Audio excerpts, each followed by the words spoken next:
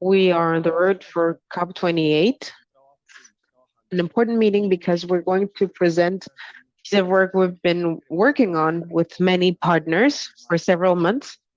I'm talking about the Taxonomy Common Framework. Now I would like to introduce Juan Bello. He's representative of the NDP representative. Thank you, Daniel. I'm delighted to welcome you all to the launch of the Common Framework of Sustainable Finance Taxonomies for Latin America and the Caribbean. I would like to begin by expressing my sincere gratitude to the Working Group on Sustainable Finance Taxonomies established under the Interagency Technical Committee of the Forum of Ministers of Environment of Latin America and the Caribbean for their vision, dedication, and tireless work. I also wish to convey special thanks to the European Union and the Euroclima program for their crucial funding and technical advisory support. Dear colleagues, we all know that urgent action is needed to protect lives, livelihoods, and assets from the negative impacts of climate change and environmental degradation, especially in a region highly vulnerable and exposed, such as Latin America and the Caribbean. Redirecting resources towards sustainability and resilient economies is a top priority. However, we must acknowledge that to bridge the investment gap, we cannot rely only on public finance. We must tap into global financial markets. A recent study conducted by the Inter-American Development Bank estimates that for Latin America and the Caribbean to achieve the climate goals set in the Paris Agreement, the region will need to realign between 7 and 19% of its GDP for climate-related expenditures. Private capital flows prioritizing low-emission development and resilience efforts are therefore vital. Financial institutions, particularly banks, play a crucial role in mobilizing green capital. Sustainable finance lies at the heart of UNEP's mandate and work.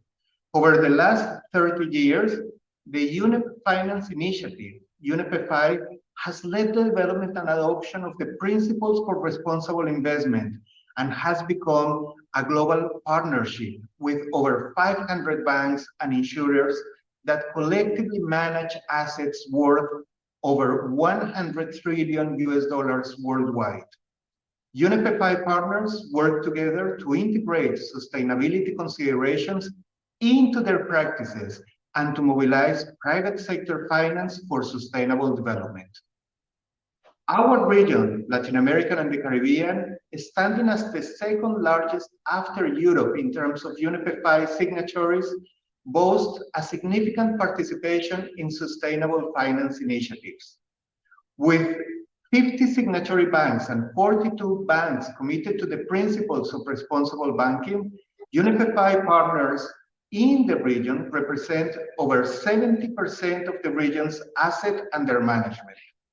Additionally, the region showcases 19 insurance companies that have pledged their support to the principles of sustainable insurance. Furthermore, there are 32 supporting institutions and 12 stock exchanges in Latin America and the Caribbean that actively participate in the UNEP Finance Initiative. The commitment of this region to sustainable finance is strong and clear. It is precisely in this context that sustainable finance taxonomies have emerged as crucial tools to encourage private funds into environmentally friendly investments. They establish a scientifically grounded understanding of what green investments are, enhancing credibility, integrity, and transparency. Over the last years, many countries, including those in Latin America and the Caribbean, have been actively working to create such definitions and taxonomies for sustainable finance. However, the rapid proliferation of various taxonomies raises concerns about the lack of comparability between these frameworks, which could hinder trade and the attraction of international capital flows. To address this challenge, a broad collaboration was established to develop a common framework of sustainable finance taxonomies for Latin America and the Caribbean, with the objective to promote comparability and interoperability among taxonomies, making it easier for the private sector to identify and pursue investment opportunities aligned with sustainability goals. The common framework of sustainable taxonomies offers a central and truly unifying transition tool, shedding light on the business opportunities of today and tomorrow for countries, finance institutions, and companies in the region. As mentioned before, the work that is presented today is the result of an incredible collective effort. I would like to personally extend my thanks to all the partners of the Working Group on Sustainable Finance Taxonomies for Latin America and the Caribbean, including the UN Development Program, International Finance Corporation, Inter-American Development Bank, Development Bank of Latin America, the Economic Commission for Latin America and the Caribbean, FAO, the International Monetary Fund, the World Bank, and the European Commission. I truly hope that this framework will contribute to accelerate the transition towards sustainable development in Latin America and the Caribbean. With this, I'm thrilled and honored to invite our next speaker, Michelle Bouchet, Assistant Administrator and Director of the Regional Bureau for Latin America and the Caribbean at UN Development Program. Dear Michelle, we are very privileged to have you with us today. You are always an inspiring and very powerful voice. The floor is yours. Thanks. Querido Juan, muchísimas gracias por esa introducción y por tenernos aquí en este importante evento para nuestra región. Excellencies, colleagues, ladies and gentlemen, it is a great honor to be here with you in the launch of the Common Framework of Sustainable Finance Taxonomies for Latin America and the Caribbean, which clearly, and as Juan already stated, represents a real milestone in sustainable development for our region. Latin America and the Caribbean is at the front line of the climate emergency. And many of you may know that 10 countries in Latin America and the Caribbean are among the world's 25th most vulnerable countries to climate risk. Central America and the Caribbean countries in particular are especially vulnerable to hurricanes, drought, and the rising sea levels, while extreme weather events are also frequent in other countries across the entire region. Also, many countries in the region have defined ambitious targets to fight climate change in line with the Paris Agreement's objectives and realize the Sustainable Development Goals. For this, mobilizing development finance from public and private sources commensurate to the region's needs and ambitions is essential to attain a fair and just transition to more sustainable and inclusive economies. In Latin America and the Caribbean, the financing gap for achieving the SDGs was estimated at $650 billion annually before the COVID-19 pandemic. And financing flows to address climate change are particularly low, with only 6% of the global distribution allocated to the region. Those flows are not equitably distributed across countries sufficiently channeled to climate adaptation or other critical social considerations. Furthermore, over a period of 20 years, ending in 2017, 53% of economic losses due to climate-related disaster were registered in the region. This common framework of sustainable finance taxonomies for Latin America and the Caribbean finds all its significance in this context. While several countries are taking steps to develop sustainable finance taxonomies to channel investments toward their specific national development priorities, this common framework provides the foundations to ensure they talk to each other, avoiding fragmentation of trade and financing flows. And as already mentioned by Juan, this will make the region more attractive to local and international investment at scale, from capital seeking both financial and sustainable development returns. The adoption of common principles and the design design features for taxonomy in the region is an opportunity to place Latin America and the Caribbean at the center of collective global efforts seeking to enhance the comparability and the compatibility of national and regional systems, building blocks toward a strategic development of global sustainable financial markets. The Regional Common Framework has benefited from the technical advisory support from the European Union Commission, to which I want also to express our deepest gratitude, which brings a wealth of experience in the development and implementation of the EU Sustainable Finance Taxonomies, and is aligned with the G20 Sustainable Finance Roadmap's voluntary principles. This meeting is being recorded. Furthermore, building on reflections and recommendations of the G20 Sustainable Finance Working Group, the Common Framework embeds important considerations related to transitional finance for facilitating investments to help difficult-to-abate sectors to move forward towards the end objective of carbon-neutral economies by 2050 through different pathways adapted to individual countries' realities and priorities. And I must say that UNDP is very pleased to be part of this joint effort of international organizations and partners to develop this taxonomies common framework for the region. And we also have great interest and commitment in continued collaboration to articulate guidance covering other areas, such as nature and biodiversity and social and equity considerations. And we aspire as well to work alongside countries in the application of the common framework in the development of national taxonomies. And these efforts are an integral part of UNDP's sustainable finance policy and program support to countries. Currently, we're working with more than 85 governments in the design of integrated national financing frameworks, or INFFs, and sustainable finance strategies, articulating a coherent vision among national sustainable development priorities and their financing needs, reforms, and innovative mechanisms to mobilize resources for the SDGs. For example, in Argentina, the Sustainable Finance Strategy recently approved by the national government includes the actions for the development of a sustainable taxonomy based on the roadmap study developed by the UNDP country office. In Uruguay, we have supported the issuance of a sovereign sustainability-linked bond for the realization of climate objectives in collaboration with the IDB. And we're extremely proud to know that this bond has been selected as one of the International Financing Review Awards in 2022. In Colombia, we have supported the identification of sectors and business models to advance the SDGs, as well as a pipeline of impactful SMEs operating in those sectors.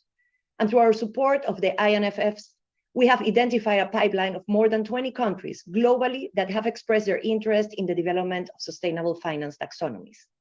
With this, I just want to reassure that UNDP is fully committed to deepening collaboration with countries and other stakeholders across the Latin America and the Caribbean region and beyond to align and leverage private and public resources for the achievements of the SDGs. The Sustainable Finance Taxonomies constitute a valuable instrument in this context and a first very important step to promote regional consensus and needed targeted investments that can support concrete local impact towards a green and just transition, fostering equality and sustainability. Thank you very much. Muchísimas gracias.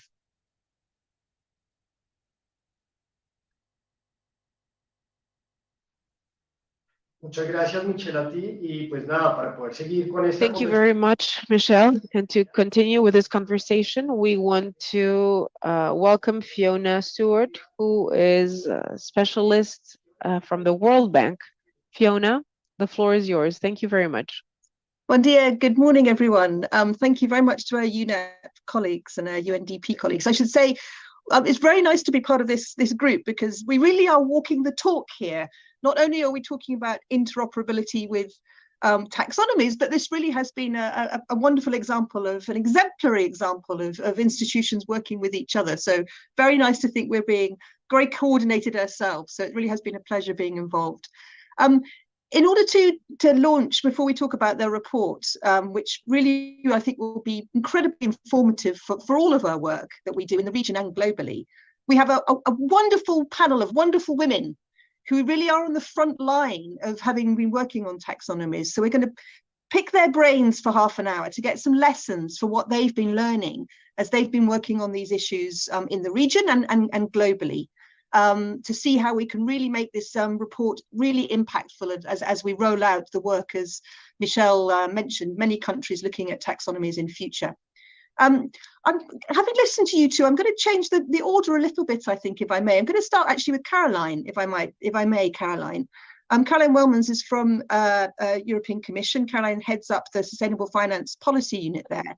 And Caroline, I think it's worth starting with you actually, because you know the EU's been the grandfather, if you like, of taxonomies. You've been working on the topic for many years now. So it's really interesting to hear both Juan and Carol and Michelle laid out how taxonomies are so important for attracting sustainable finance. So what are some of the lessons you've learned from that, from the Commission's work? And you've done a lot of work on this question of interoperability. And I know your team's been doing really interesting work, for example, between the EU and South Africa. So let's hear from Caroline about the European experience on both the use of the taxonomies and on this interoperability question. So Caroline, let's hear from you. Okay, good. Thank you very much. Do you hear me very well? Because I have some connection issue. Okay, no I'm problem. connected You by my phone. Okay, good. So it's a pleasure to be with you today, and also to have been working with you on this really important achievement. And with this common framework, you clearly are setting a crucial milestone in the development of taxonomy in the LAC region. About taxonomy, what I would like to say is that to steer green capital flows, of course, market needs guidance from public authority, and regulators need to set the targets. They need to provide clarity about the direction of travel, as well as a clear transition path for businesses. And sustainable finance taxonomies, when appropriately designed, can bring this needed clarity. Indeed, taxonomies improve market clarity because these are important transparency tools by providing a clear definition of which investment can be considered as sustainable. They help hence redirect private capital where it is most needed for a sustainable and a just transition. For investors, for example, a taxonomy provides clarity and security about which activity can be unambiguously considered as sustainable. It protects them against greenwashing or sustainability washing. So it protects them against reputational risk, which is super important. For issuers or investees, a taxonomy provides clear principles and requirements that they need to fulfill to allow them to claim with certainty that their activities are sustainable without fearing reputational risks. And finally, a taxonomy, through a common definition of what is green, what is sustainable, reduces market fragmentation. And so this is the reason why in the EU, we have been developing an EU taxonomy, which is really a central piece of our EU sustainable finance ecosystems, because we think by bringing this clarity, it will help mobilize more private capital towards sustainable objectives. But of course, impressive efforts are being also undertaken everywhere in the world, also in the LAC region. So it is important to work towards interoperability. It is crucial that these national regional taxonomies are developed in a coherent and coordinated approach at regional and worldwide level. This is also why your work on the common framework for sustainable finance taxonomy is so important. And we have also cooperated closely with partner countries on interoperability through what we call comparison studies, which outlines the similarities and differences between the EU taxonomy and one of our partner countries' taxonomies.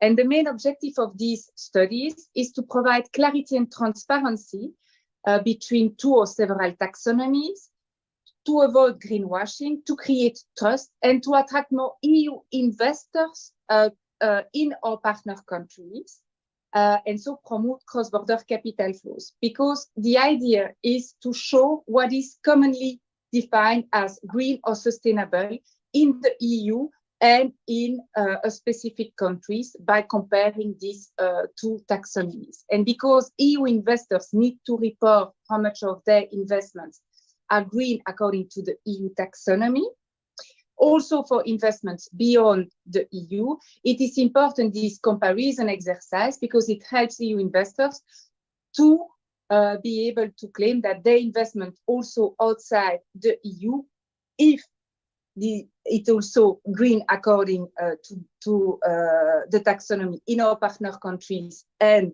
considered as a similarity with the EU taxonomy. This helps EU investors also to report that these investments are green. So this helps cross-border capital flow towards sustainable activities. And we have done that. We have done this comparison exercise with South Africa.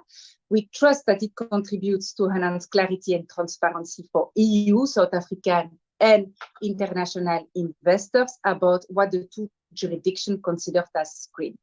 And given that EU investors, as I said, will have to report according to the EU taxonomy framework, the large overlap between the two taxonomies will make investment in South Africa more attractive for EU investors. And we are now also carrying out several studies, comparative studies between taxonomies and in our partner countries and the EU one, notably in Latin America and Asia Pacific. But I will stop here for now. Thank you so much. Thank you, Caroline. Super interesting, as you say, this drive, not just for local, but the international investors and the EU pension funds, etc., have been totally leading in this area. So these studies you're doing are super interesting. And the clarity, coherence, coordination, it's very, very clear, the messaging you're giving. I'd love to have, we're running short of time. I'll come back if we have enough time, but super interesting. And we've got lots of C's today, as well as a Caroline. We have my other favorite C, we have Carola. Carola Moreno from Chile is with us as well. And Carola is head of the Finance and International Affairs. She's the coordinator at the Ministry of Finance in Chile. And Carola, it's great to hear from you because you in Chile have been doing a lot of work on taxonomies, I know. So it's interesting to hear that the Ministry of Finance role, how you think taxonomies can be very helpful for you, the role that you play in the Ministries of Finance. And I know you've been issuing, Caroline mentioned lots of the driving of the private finance, really interesting, innovative instruments have been issued in Chile. So how would you see the Ministry of Finance using taxonomies? And again, your views on this interoperability question, super interesting, Carola, over to you. Hello, Fiona, and hello, everyone. Thank you for this opportunity and being discussing in such an interesting panel. So yes, we've been working for a while. We issued a roadmap in 2021 to develop a taxonomy. And last year, we created like a preparatory committee that had the task of discussing what should be the main structural elements in order to further build this taxonomy. And it's interesting because we got together with regulator bodies for the financial institutions, and also real sector institutions. And also we had the Superintendency of Pensions, we had the Ministry of Environment, and us. So from here, we built a recommendation that was proposed to the Minister of Finance on behalf only of the president of the committee. The rest of the members were not signatories, but advisors here. So this has been a journey. Now we are in the path of implementing the 32 recommendations. It's going to be a journey, as I said. Probably it's going to take a while, probably a year, and then trying to, building a pilot. And for us, it has been based on the European economy taxonomy. So for us, it's a priority to have interoperability. We've been looking at the path that the UK has followed. And also, of course, our neighbor countries in Latin America, Colombia and Mexico specifically. And so in this regard, what we want to have after implementing all these recommendations is have a taxonomy that it is interoperable. We do have a very challenging sector, which is the mining sector, that it's not contained in other taxonomies. So this is going to be also very interesting for the region in which we have other countries that have this sector. So for the minister, this is a must in terms of providing a public tool. So we are in charge of the financial strategy to implement the framework law on climate change. So this is a crucial part of this financial strategy. And also it is helpful for us in order to orient public policy on spending. And so we're building, this will help us identify more clearly, and as my colleague mentioned, in a more objective and transparent way, what this target spending is going to be. And in terms of the bonds, finally, as you mentioned, yes, we've been leading this. Again, I think it's a big journey. Innovating is not easy. We've built frameworks, and these are indeed linked to our climate goals. And so also having a taxonomy, it's going to help us further identify, for example, the projects that underline green bonds, but also will boost the advances in the economy and help us to be more confident that our targets on the SLB will be met. So that's what I would like to mention at this point. Thank you so much, Cruella. I think it's really, you gave a really good, interesting example there of the importance of the interoperability, but why you need the local context. As you say, the mining example in Chile is a very good one. You know, you do have the local context. So this balance, I think, comes across very well in the report, and you've shown exactly why.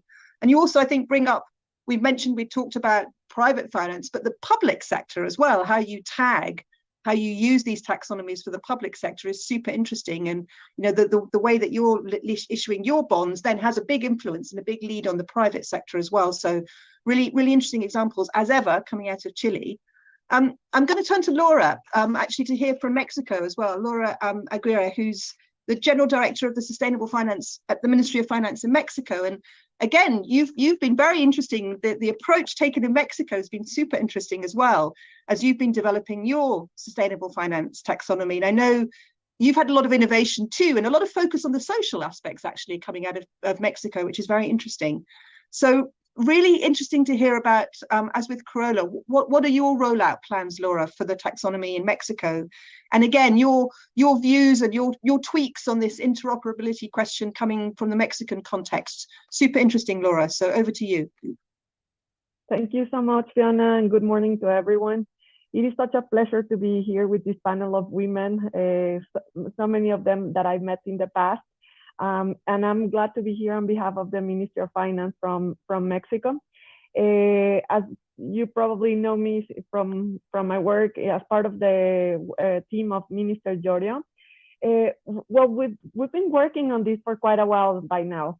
It took us almost 3 years to develop our own sustainable taxonomy.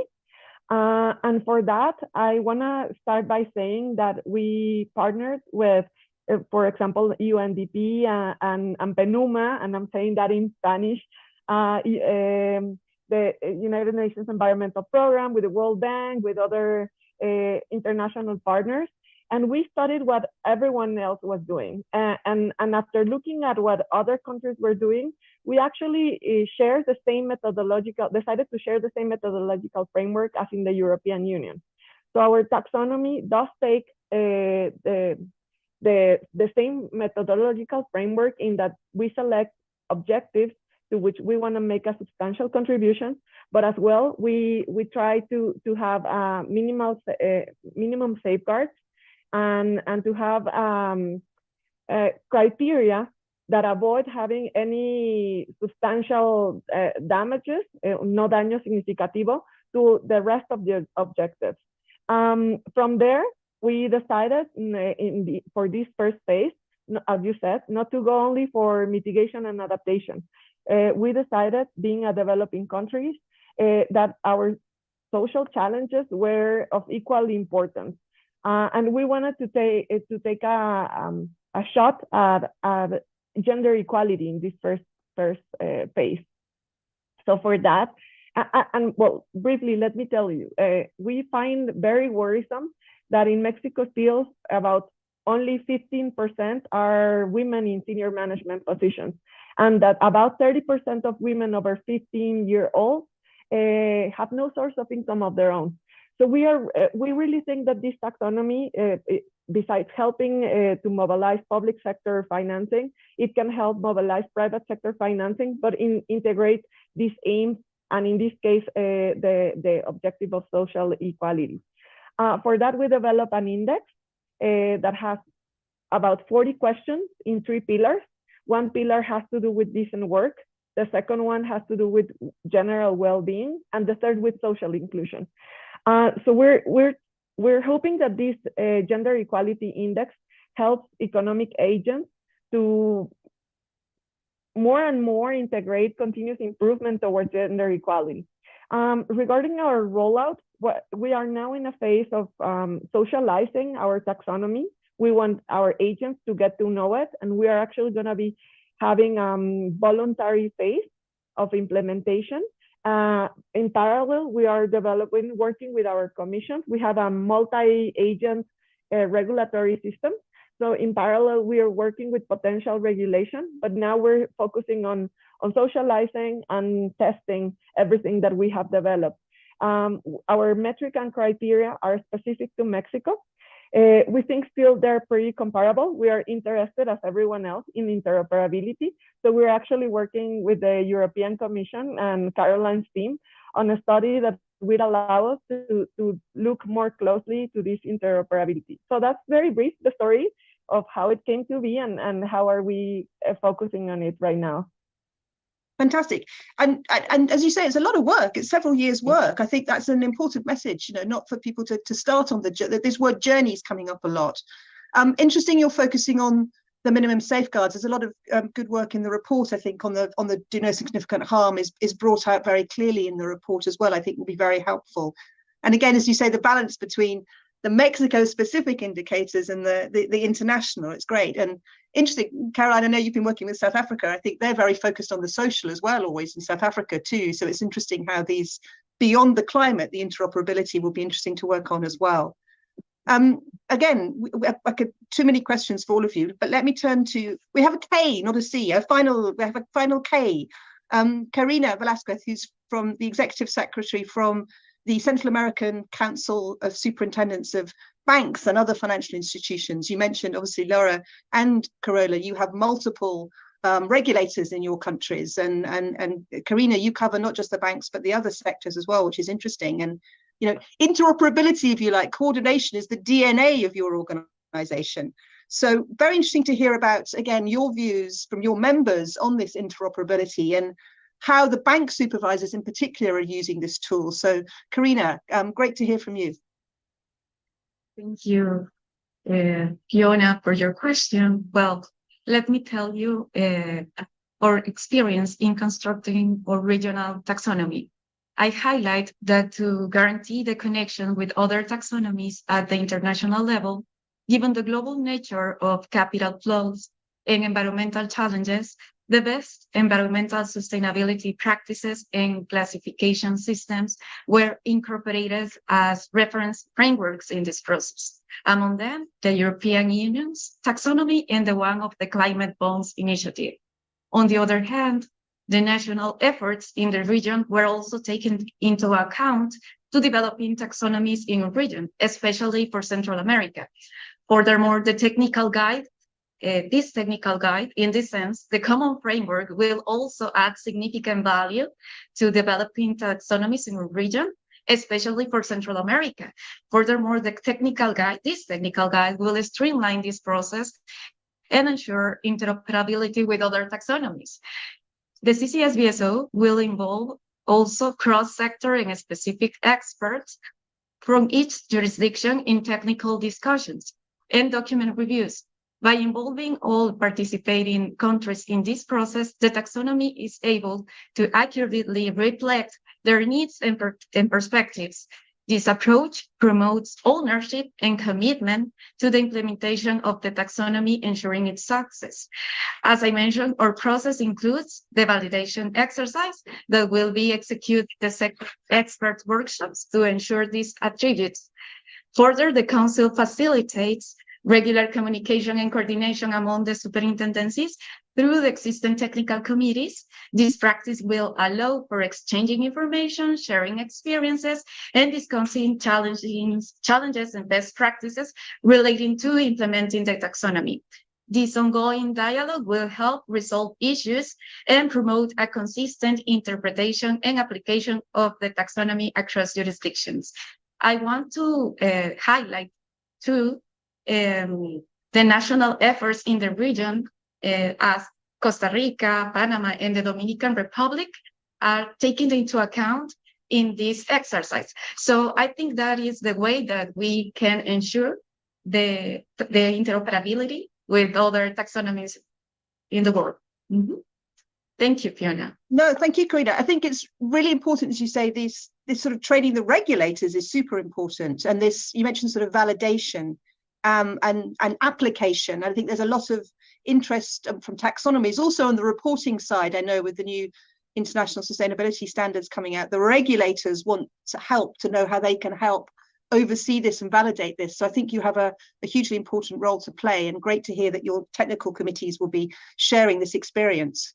In the interest of time, I love panels of women, because not only are you expert, you're super articulate and you're super concise. So I think we have us back on time. Karina, you need to get us all together in person, and Carola, you need to bring some nice Chilean wine with you, and then we can all discuss this in a lot more detail. But I think some super interesting points have come up already, and I think I hope UN colleagues can see just how useful this report is going to be. Really help with the practice of rolling out in the region, interoperability, but the local context at the fore, and really look forward to following up. So back to our UNDP colleagues, and thank you for super interesting introductory remarks from all of you. Thank you.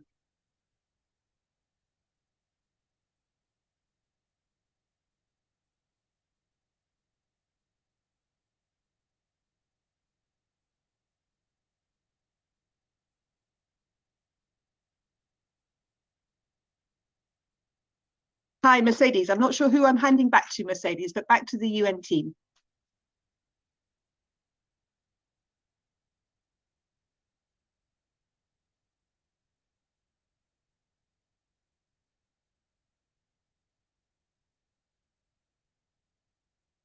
Daniel, are you still online? We can carry on. I have plenty of questions, but I know we have other presentations. So Daniel, back to you, or Mercedes on the UN side. Can you hear me? I can hear you now, Daniel. Yes. Okay, thank you very much. Sorry, I had some technical issues here.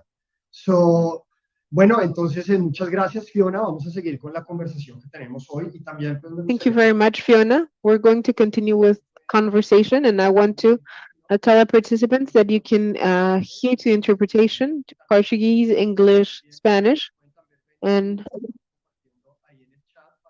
we are sharing through the chat the link so that you can use the language that you prefer. And so now I would like to present my our next guest, an expert on climate change and financial stability from the IMF.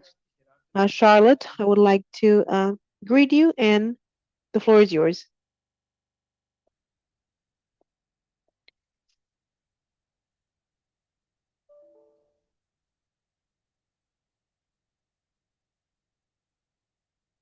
You're on mute, Charlotte. I think we can't hear you. Oh, hola.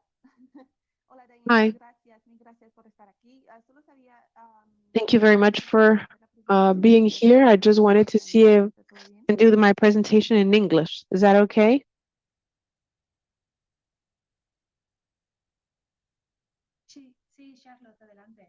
Yes, Charlotte, go ahead. Thank you. ¿Quieres compartir tú? Sí, la puedo compartir. Sí, perfecto. Gracias. De nada. Espero que vean mi pantalla.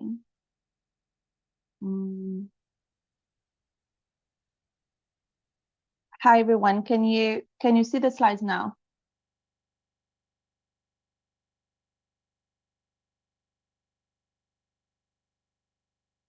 I hope so. Perfecto, Charlotte. Yes. Okay, great. Okay, Gracias. thank you. Thank you so much for hosting me. I think I only have like less than 10 minutes, so I'll go very quick. Indeed, I work in the IMF in the Monetary and Capital Markets Department, and I worked with colleagues from the World Bank Group, and Fiona is here today. Also the BIS, the Bank for International Settlements, and the OECD on a staff level report that will be published in the coming days. It's currently being designed on activating alignment, applying the G20 principles for sustainable finance approaches with a focus on climate change mitigation. So I'm going to make a brief presentation of that report, and I think that relates very well to the discussion that was taking place during the previous panel, especially on the connection between the global and the local context. I'll explain the rationale and foundations of this report that will be published very soon, the methodology, the approach we took, sort of the main elements we explain in the and we suggest in the report, and also how we plan to use that and the next steps. Perhaps just as a general reminder, the G20 Sustainable Finance Working Group published principles for developing sustainable finance alignment approaches in its roadmap that was published in October 2021. The 6 high-level principles that you can see on this slide, they're very much related to the current methodology, let's say methodological principles that have been adopted so far, especially in the design of taxonomies, but they actually apply for broader so-called alignment approaches, or we could say climate alignment methodologies, to be able to be applied, let's say, at the not only at the asset level, but also at the level of the entity, the financial institution, especially the corporate, and also the portfolio. And so we have built our report on the basis of these high-level principles for a variety of reasons. And one of them is that, in our view, alongside the need for a strong nationally determined contribution and sectoral planning, the climate information architecture is a foundational policy for the scaling up of private climate finance and the development of sustainable finance markets. What we mean by the climate information architecture is the connection between the climate alignment approaches, so-called taxonomies, but also other types and other levels of alignment methodologies, the disclosures, the climate-related disclosures, and the climate-related data. These methods, these alignment approaches, that may apply, as I was saying briefly in the introduction, at several levels, at the asset level, at the company level, and at the portfolio level. What you can see on the slide here is sort of an overview of what we think these methods can be helpful for in terms of setting decarbonization targets, aggregating sector-specific pathways into entity level alignment, and therefore into also portfolio level alignment.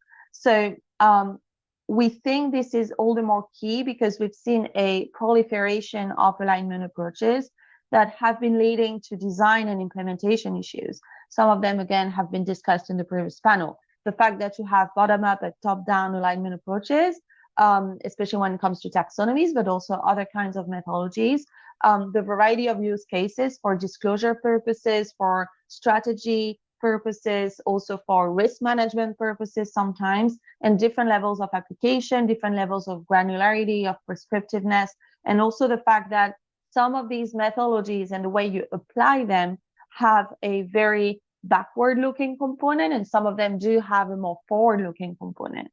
And so for all these reasons, we've decided to take those 6 high-level principles that were published, that have been published, by the G20 Sustainable Finance Working Group, and put ourselves in the shoes of those developing those alignment methodologies, taxonomies, but again, not just taxonomies. So we have identified the technical issues in applying those principles. So the report for each one of these principles draws on the variety of technical issues that come up when you want to apply that principle.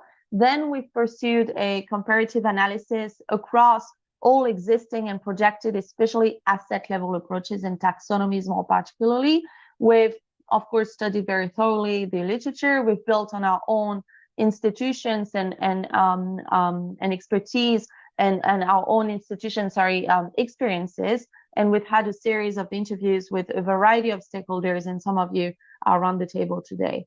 And so based on that, the idea in our report is to issue concrete and operational recommendations as to how to apply those principles, those G20 principles. What we wanted to do there is that the interoperability challenge is perhaps one of the most, talked about challenges when it comes to climate alignment and when it comes to the climate information architecture. So what we wanted to do is show that at the end of the day, there needs to be common ground in the way that you design those things, even though there needs to be, and that's a very strong component of the report, the right balance between the interoperability of these taxonomies, for instance, and the local context and purpose.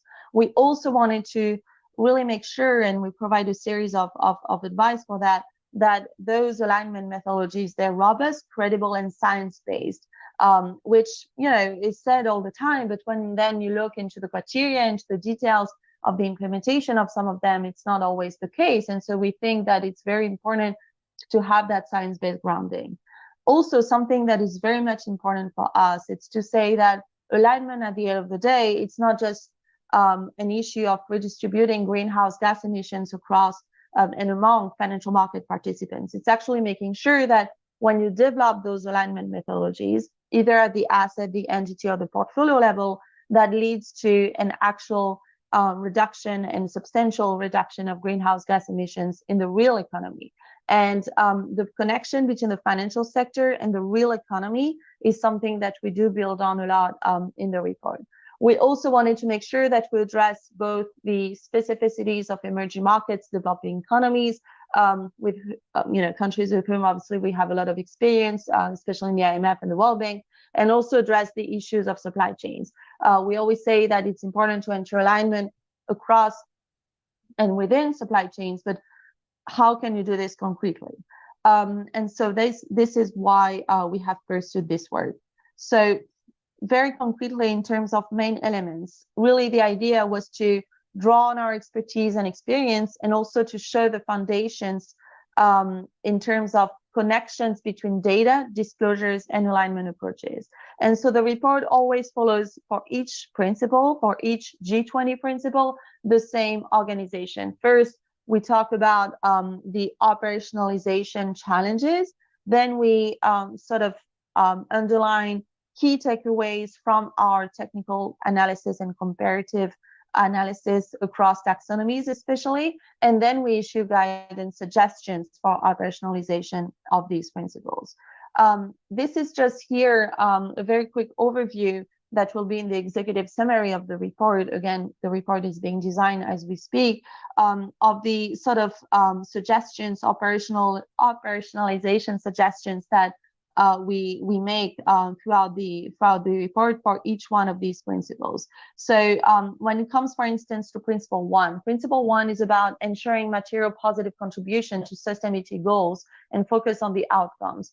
Again, in the report, we focus on climate change mitigation for now. Well, we provide suggestions on how to identify and set those climate and environmental objectives, how to prioritize the sectors, how to assess the greenhouse gas emissions and consider that life cycle analysis, how to address the just transition considerations when it comes to the design of those alignment approaches.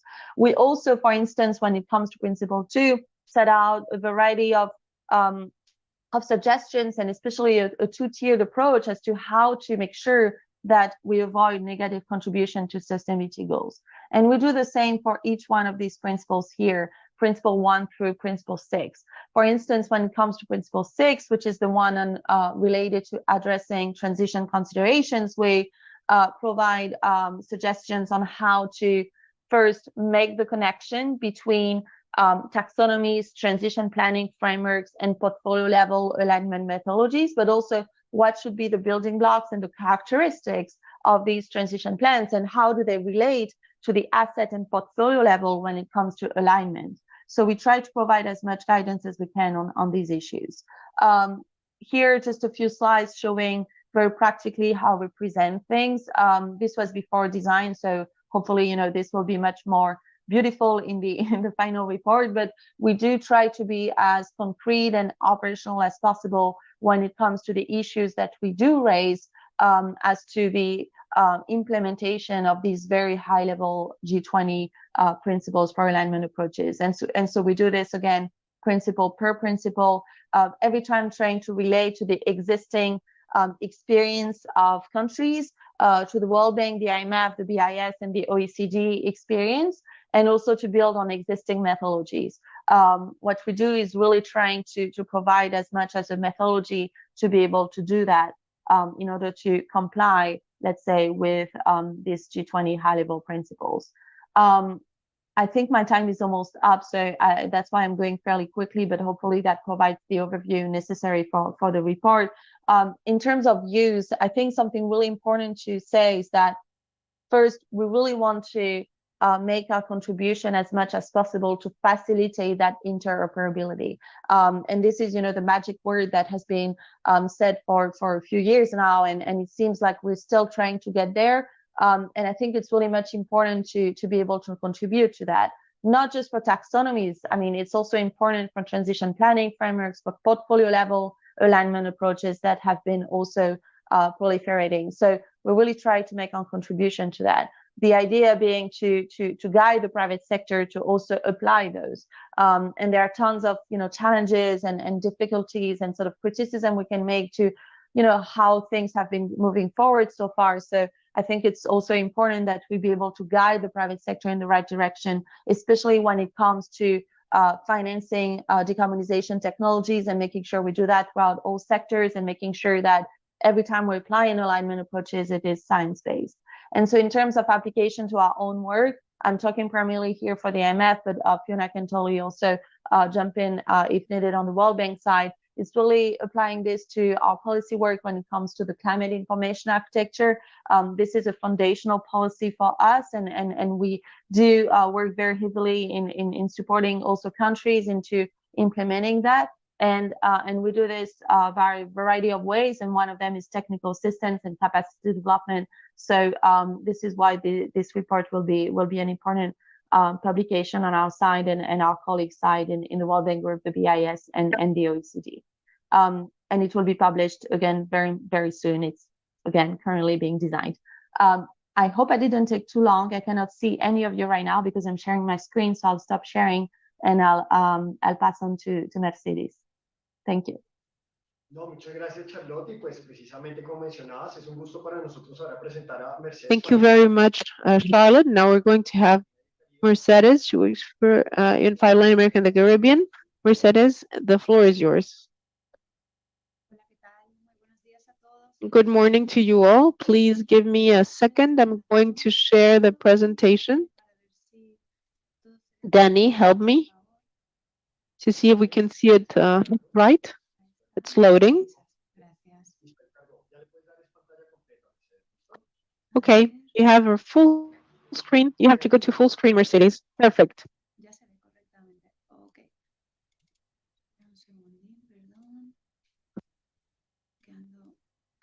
Just a second, please. Okay, so I'm going to come close to my mic. Good morning to you all. I'm Mercedes Garcia Fariña.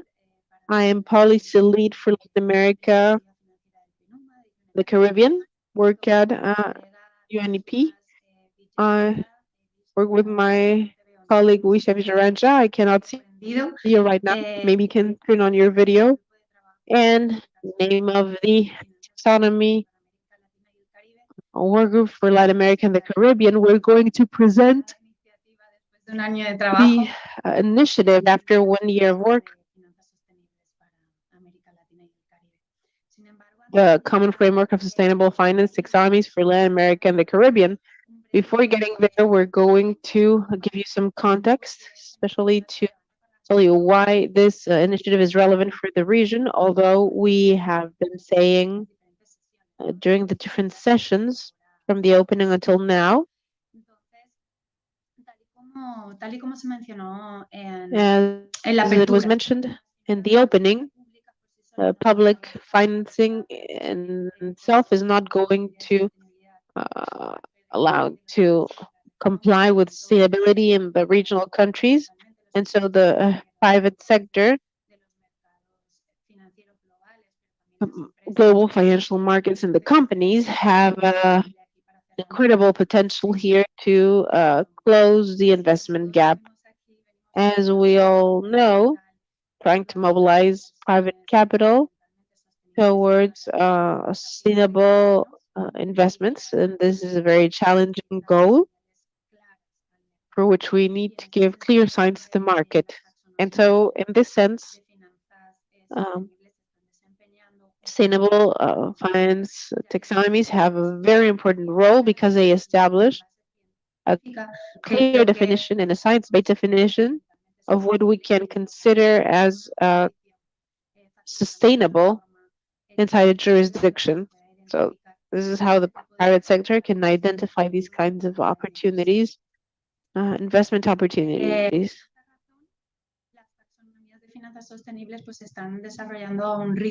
Taxonomies are being developed at a fast pace globally, as you can see in this slide. Right now, we have the whole world tsunami of taxonomies.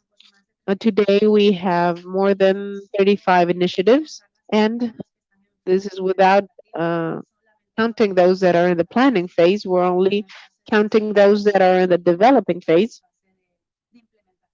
or in the implementation phase that exists right now.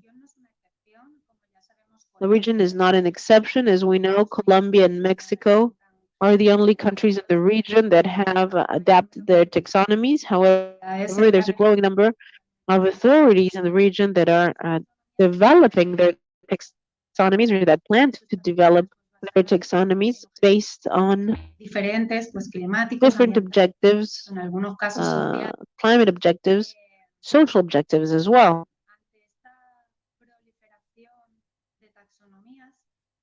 In the face of this proliferation of taxonomies, as we have said in several sessions, it's important to establish frameworks of sustainable finance that are compatible and interoperable between jurisdictions, because taxonomy diversification generates fragmentation in capital markets, information asymmetry, making these kinds of investments more difficult to identify from the private sector.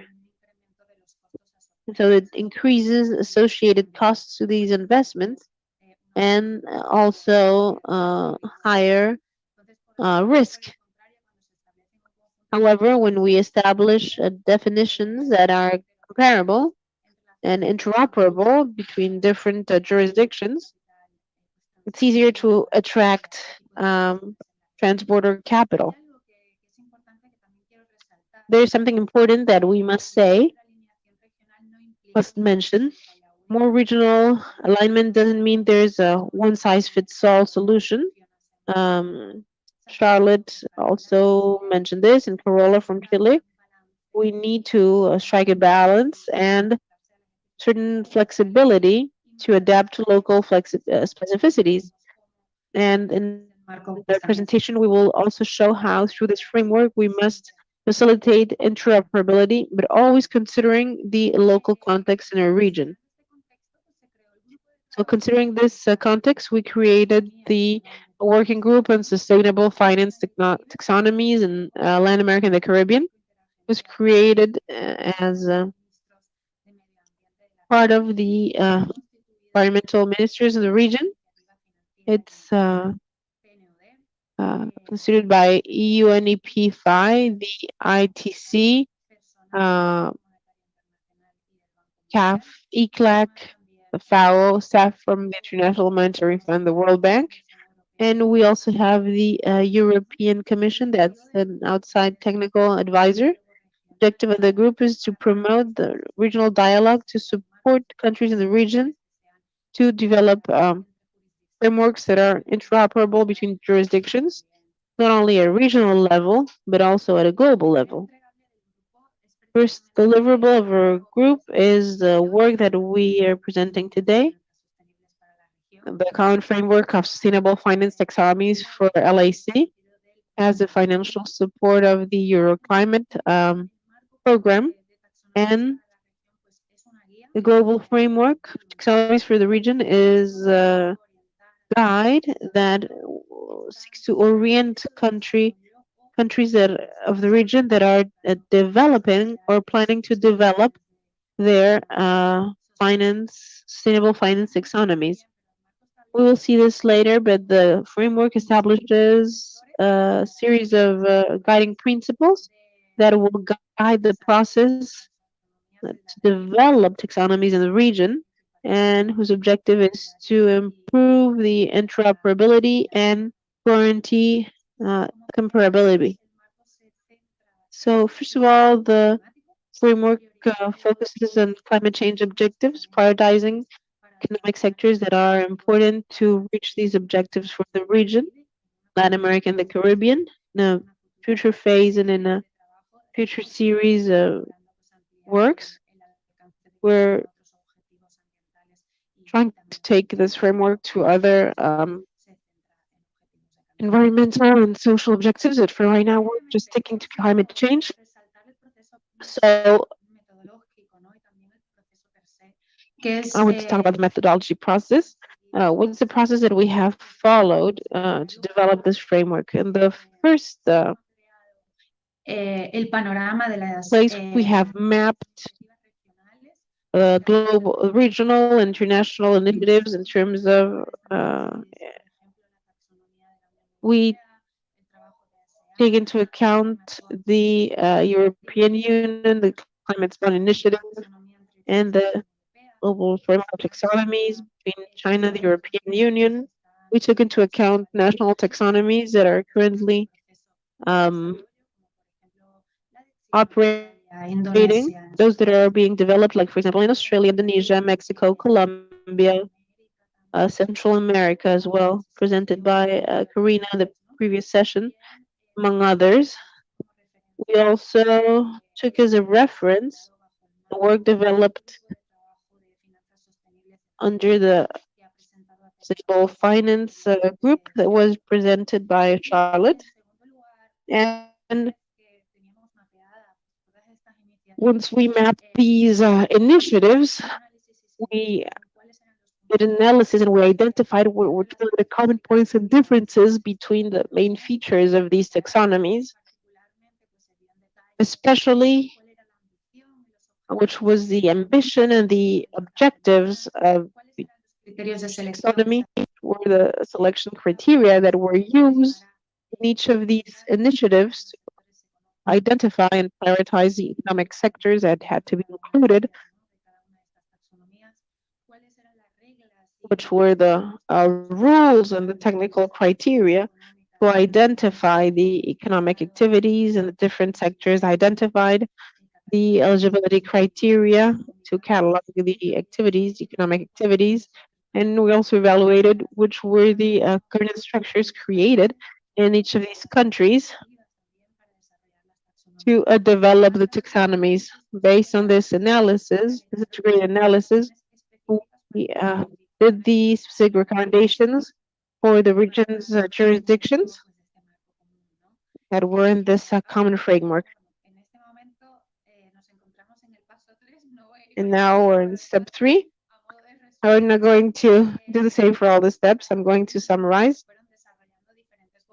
So we started developing different drafts for the common framework. And the most important thing is that these drafts were reviewed through a participative process, a collective process. It was done in a robust manner with different players in each stage. The first draft was reviewed by technical experts from the organizations that are part of the taxonomy work group. And we also have the reviews of sector experts from the Sustainable Finance Platform for the European Union. And this is how we receive comments. And then the last draft before being published was reviewed by experts from the region. We invited more than 700 representatives from environmental ministries, central banks, supervisors, regulators,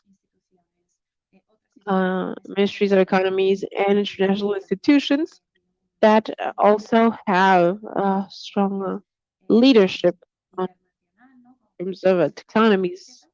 For example, the GIZ, German Corporation, and here we received more than 200 comments, which were integrated in the document that you have today here. Although it's not a regional taxonomy, it's a voluntary guide, but it was a participative process in which we tried to involve experts from the beginning. It's important to mention certain foundations that were highlighted before in Charlotte's intervention. After this important methodologic process, framework considers the work that has been done regarding the sustainable frameworks, the region at international level, sorry, at a regional level. It's also harmonized with other international taxonomies, European Union, common ground taxonomy between the European Union and China.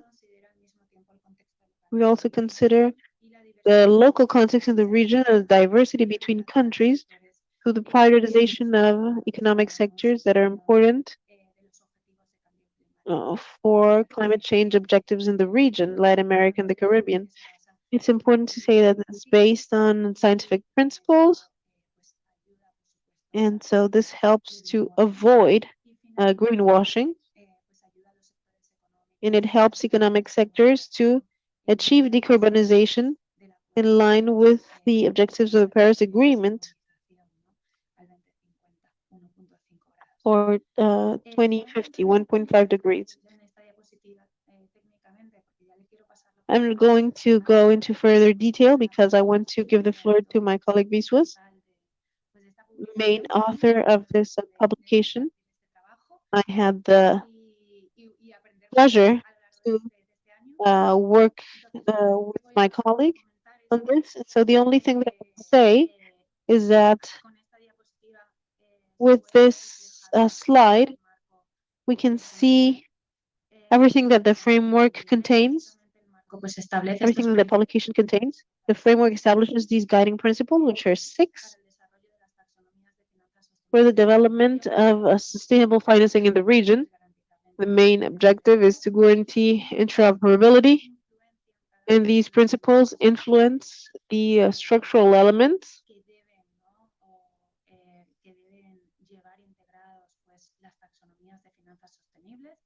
Son esos cuatro que aparecen ahí abajo. these 4 that appear in this slide. So basically, the framework, as I was saying before, first structural element is the objective, and this framework has adaptation and mitigation objectives.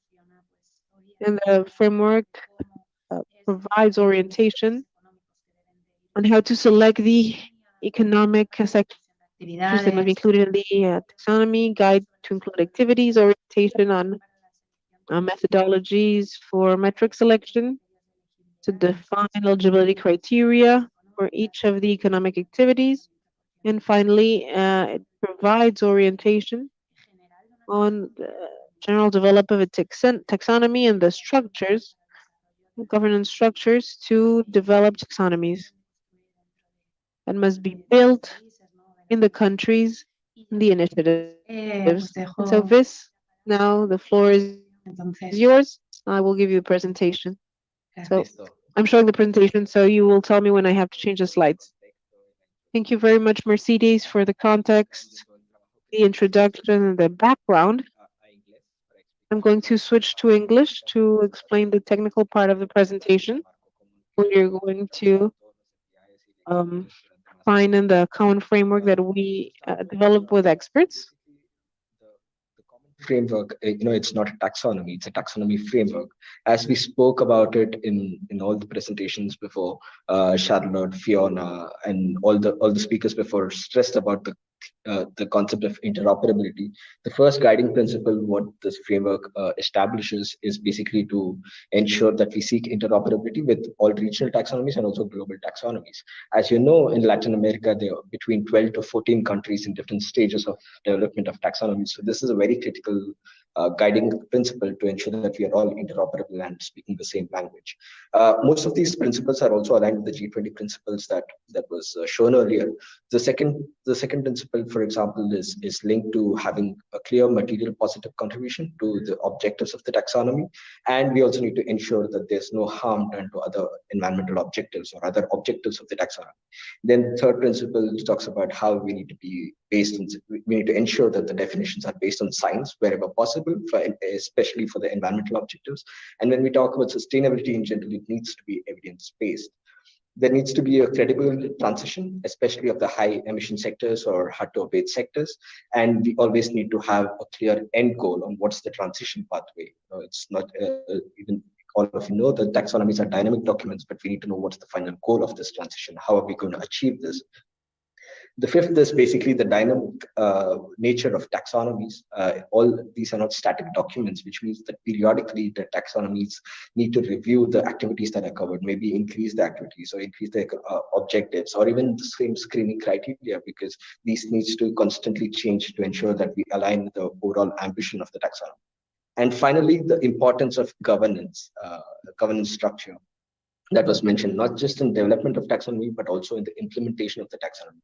And we need to make sure that taxonomies are practical and applicable for different financial instruments, different users in the markets, whether it's small or big. So these are the 6 guiding principles that guide the framework framework as a whole. And then there is specific guidance given to structural elements of the taxonomy. For example, in terms of objectives, the first phase of the framework, currently we've focused on climate change mitigation and climate change adaptation. So, and then in terms of sectors, there was a prioritization exercise done at the regional level, looking at data from all the 33 countries for both climate change adaptation and climate change mitigation to prioritize sectors that are important to be considered in the taxonomy. In terms of activities, the framework does not say which specific activity needs to be covered, but it provides guidance on what types of activities need to be covered in the taxonomies and what should not be ideally covered when you're talking about sustainable finance or green taxonomies. And finally, in terms of screening criteria, this is where there's a lot of depth into different sectors where we've provided pathways that can be used for establishing screening criteria for different taxonomies. We will get into this in a while. Siguiente, por favor.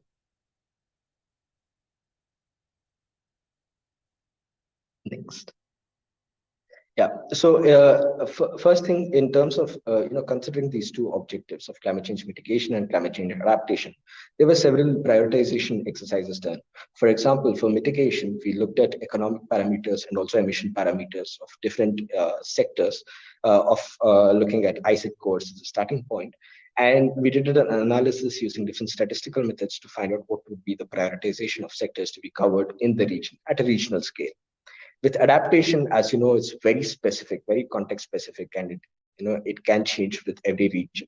But on a regional level, we did a qualitative assessment of different sectors and how they're affected by climate change. We also looked at certain indices of climate vulnerability and also resilience of different countries. And based on all these analysis, basically we have developed about a list of 14 sectors that must be covered in the taxonomies. Next, please. And when it comes to economic activities, there are different guidances that were provided. Firstly, for example, the type of activities that needs to be covered. For example, when we talk about substantial contribution or activities with substantial contribution, what does it mean? And for example, we have activities such as energy generation, electricity generation from solar PV, or let's say hydropower plants, but with a specific screening criteria, which will help you define what is substantial contribution. Or similarly with adaptation activities, where you have substantial contribution due to the nature of activities or due to certain vulnerability that you have assessed. So basically, it gives you a guidance on what substantial contribution means, the definition of this, and examples of what kind of activities that could be covered under this category. Next. We also have certain enabling activities. These are activities basically which support the transition of other sectors and activity. For example, if you look at ICT sector, which is the information and communications technology, or digital solutions. So these are activities which basically help other sectors and other economic activities achieve their decarbonization or improve their efficiency. The same way with adaptation as well. We have certain activities, for example, construction of dikes in coastal areas. So they're basically helping you protect the urban infrastructure like buildings or roads or any other infrastructure. So basically, these are enabling activities which help decarbonize and protect other activities. Next, please. Then there's also a lot of guidance on transition. This is extremely important. We spoke about this in principles and also in the previous presentations. Basically, what do we mean by transition, right? The definition of transition. So these definitions are more or less aligned also with the European Commission's definitions. So here we are talking about activities with no possible, we're talking about hard to abate sectors principally. So there are two kinds of transition activities that can come in. First is when we have activities which definitely need to be phased out. For example, fossil fuel plants, these need to be phased out, which needs investments, so that needs to happen.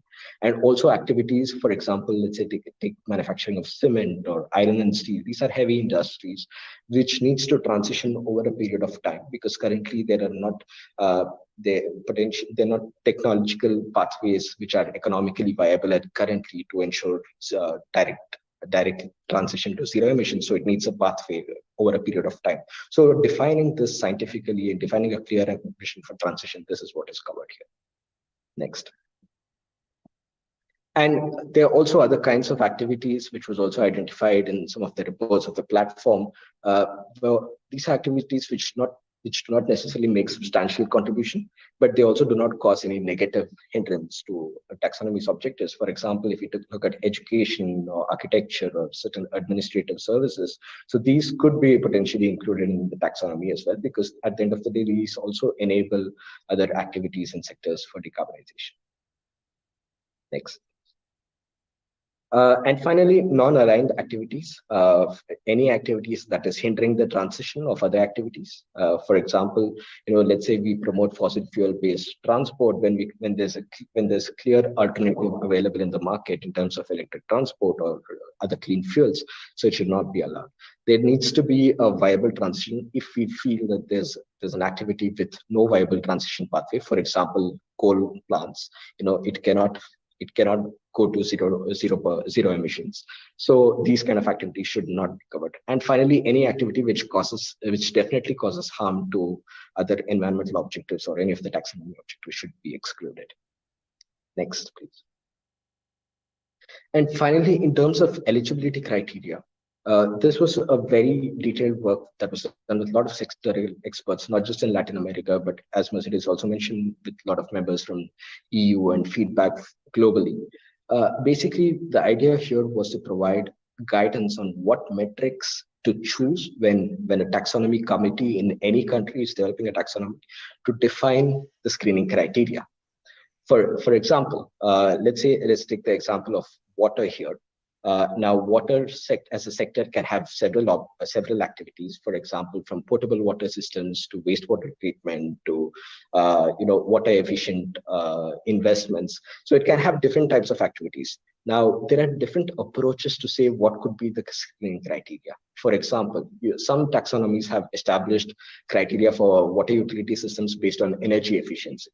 Some have established based on greenhouse gas emission. Some have taken into consideration the leakage index. And even within leakages, you have different kind of indices which different countries apply. So how do you know which pathway to choose? So it depends on what data is available, what is applicable locally. But at the end of the day, the pathways can be different. We need to ensure that the final goal, the ambition remains the same. So here is an example of a water sector. For example, you have about 5 different options as examples. It can be energy efficiency. It can be water losses. It can be a percentage of water savings. It can be simply a list of requirements that needs to be put in place to ensure that the activities has a substantial contribution. Or when we talk about adaptation related activities, we are talking about vulnerability and risk assessments. So these kind of approaches are necessary. Next, please. Next. So here we're just giving you an example of one sector, but the common framework, you will see guidance for various sectors of the economy for mitigation, for adaptation, for do no significant harm that needs to be considered, and also options like this. For example, in ambition in water, it needs to be providing clean potable access to potable water for all the population. We need to ensure that these systems are efficient and are not do not have significant emissions in place. We need to ensure that the wastewater is collected and treated at 100% coverage of all these systems. We need to ensure protection of aquifers and catchments. So these are the examples of ambition that the sector needs to have. And when we look at metrics, the 5 metrics that I mentioned, let's look at how the framework provides specific guidance. Maybe next, please.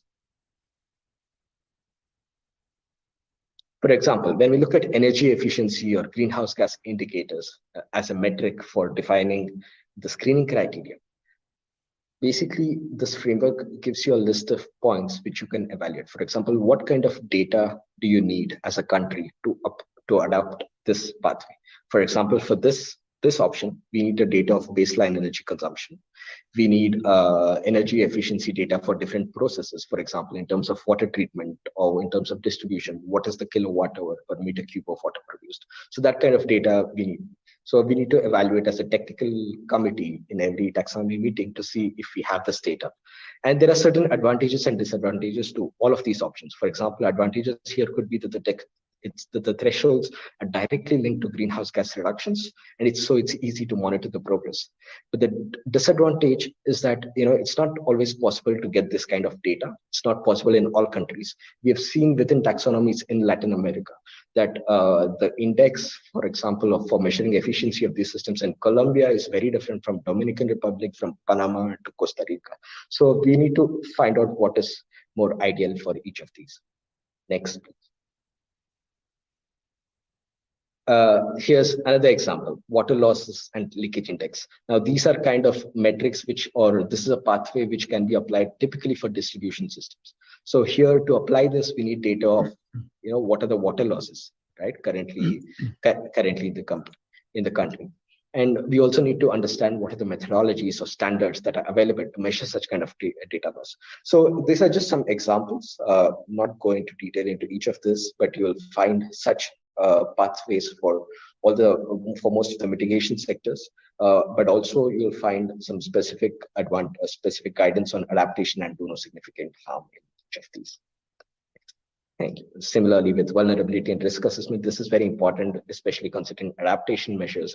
For example, when we are thinking of a catchment level intervention or river basins or aquifers. So what are the kind of information we need? So here, when we talk about vulnerability assessments, this is what a lot of taxonomies globally have used for adaptation. But to apply this, we need a lot of data, a lot of meteorological data for let's say past 20, 30 years, and also to create models that have a prognosis of future. We need climate and hydrological models. We need risk assessment scenarios for different kind of climate effects. So it's a lot more complicated than it sounds. So, but then of course it has a lot of advantages that, if we do this on a national level, a lot of countries are actually doing a national adaptation plan like Panama and Costa Rica, for example. So it's definitely helpful if we have such robust data and models at the country level. But the disadvantage is it's very time consuming. It cannot be applied. We cannot expect every user of the taxonomy to do such an analysis. So it has its pros and cons, which the framework provides guidance into. Next. Finally, in terms of avoiding harm to other objectives, because this is one of the principles of the common framework as well. So for every sector, you will find a list of potential harm that could be caused due to the economic activities that are considered in the taxonomy. For example, when we talk about wastewater treatment plant, of course, it's important to ensure that they are very efficient, they're treating the wastewater well, but it's also important to understand what is happening to the treated wastewater, wherever you use it. If you talk about agriculture, for example, what is happening with the nitrogen loading in the soil? How are we managing the soil health?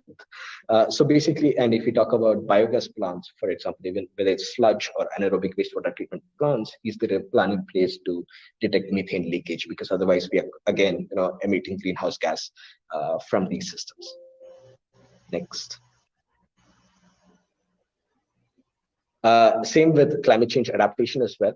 Of course, there's this generic criteria that we spoke about, vulnerability assessment, risk assessment, but what are the kind of activities that could potentially be included in each of these sectors, or how do we, where do we need to focus on for adaptation? For example, nature-based solutions, management of catchments, improvement of stormwaters in the cities because of increased precipitation, so that's important to reduce flooding, or resilience of potable and wastewater systems. So basically, there's some examples of these as well provided for all the sectors in the that are covered in the common framework. Next. Yeah, so I think I'll pass it on to you, Mercedes. Muchas gracias, Vish. Ya brevemente para terminar, bueno, información súper útil. Thank you very much, Vish. It's very important to know what is in each of the prioritized sectors, and especially how the countries in the region can use this information in their taxonomy development processes for sustainable finance in the region, but also for sectorial technical tables where we have much more technical detail. De qué tipo de criterios de elegibilidad. What kinds of eligibility criteria there are, what are the options for the metrics. So thank you very much, Vish, for giving this example, putting this example into practice.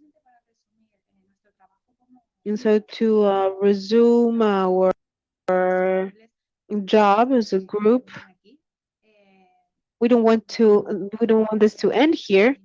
The document is just the beginning of a work that's starting. It's extremely important now that we have the framework to be able to use it in the taxonomy development processes in different countries of the region. We're going to give presentations. We're going to build capacities, have dissemination activities regarding this framework in different national processes, sub-regional processes, in terms of taxonomy developments, to put this into practice and to support regional countries and the definition of interoperable, sustainable framework. So this is the activities that we have planned for this year, and also have planned to increase the reach of our framework for other environmental objectives. This is something that still needs to be defined, but something that we will probably start by biodiversity, and finally we will be doing accompaniment at national level, but we will also be presenting the framework at different high-level forums, for example, at the COP. And so with this, thank you very much, and we are presenting this work in the name of the group, but it has been a participative piece of work, and we have here the names of all the people that have contributed. Mercedes, thank you very much to you. The information that you shared is very important. So to continue with the dialogue, we want to welcome Jorge Concha, who is manager of green financing at the CAF, so that he can give us clarity regarding taxonomies. Please go ahead, Jorge. The floor is yours. Thank you very much, Daniel. As you were saying, we've been talking about how we can give more certainty and calmness to the private sector so that we can move forward on implementation and interoperability of the different sustainability and green finance criteria. Talking same language when we're talking about climate change adaptation mitigation, as we were saying at the end of the presentation, and other green objectives and sustainability objectives. And what would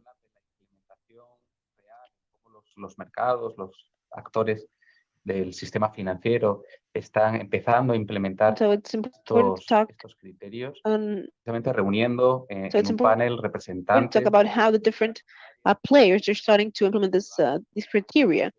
We have international bank representatives, other parts of the private sector, like, for example, insurance companies, and understanding how in practice in Latin America we are starting to implement para mí es un gusto. these concepts. So for me, it's a pleasure to share this panel with Mauricio Vélez from the Banking Association in Colombia, Lina Valderrama, Director of Sustainability in Fusecolda, Insurance Companies Association, Emilio from BBVA, and someone from the bank, Brazilian Federation. I would like to start with Mauricio from the Colombia Bank Association.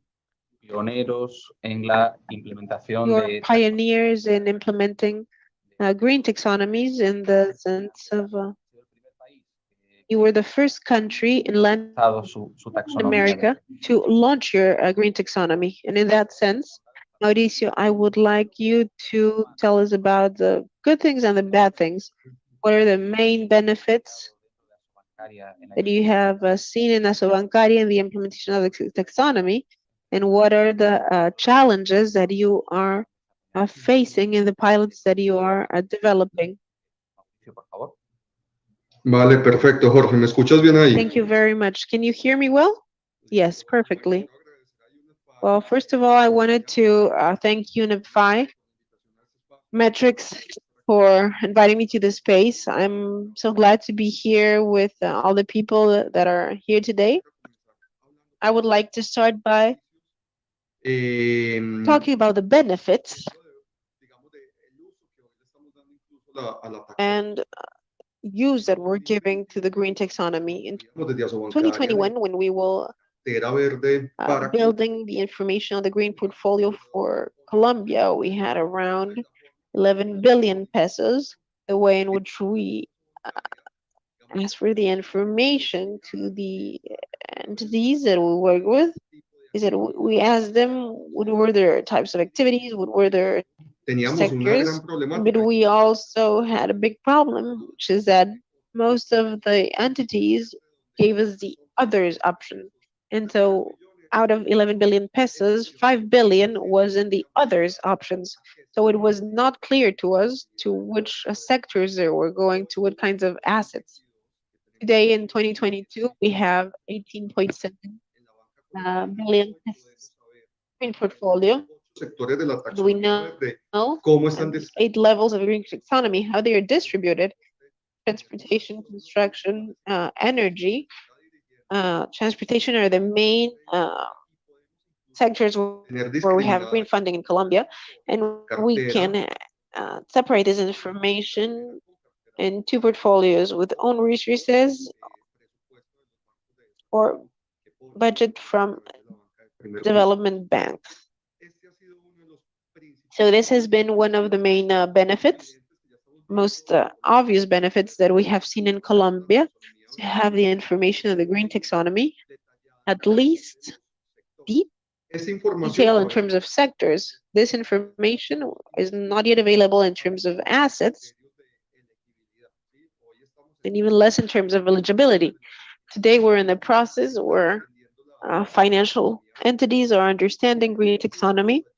And actually, one of the findings in the pilots that we had with 5 Colombian banks is that today the alignment of activities and assets these banks versus those that were defined in the green taxonomy is between 40 and 85%, depending on the sectors. Sectors such as construction, where we have resolutions since 2015, the kinds of certifications like EDGE, etc., establish that it's green or not for the construction sector. So they have a higher alignment level regarding what we have established today in the green taxonomy. Sectors such as the use of the soil, the land, with forestry, con esas actividades. A nivel de criterios de elegibilidad, agriculture, farming. Here we have less alignment with the criteria.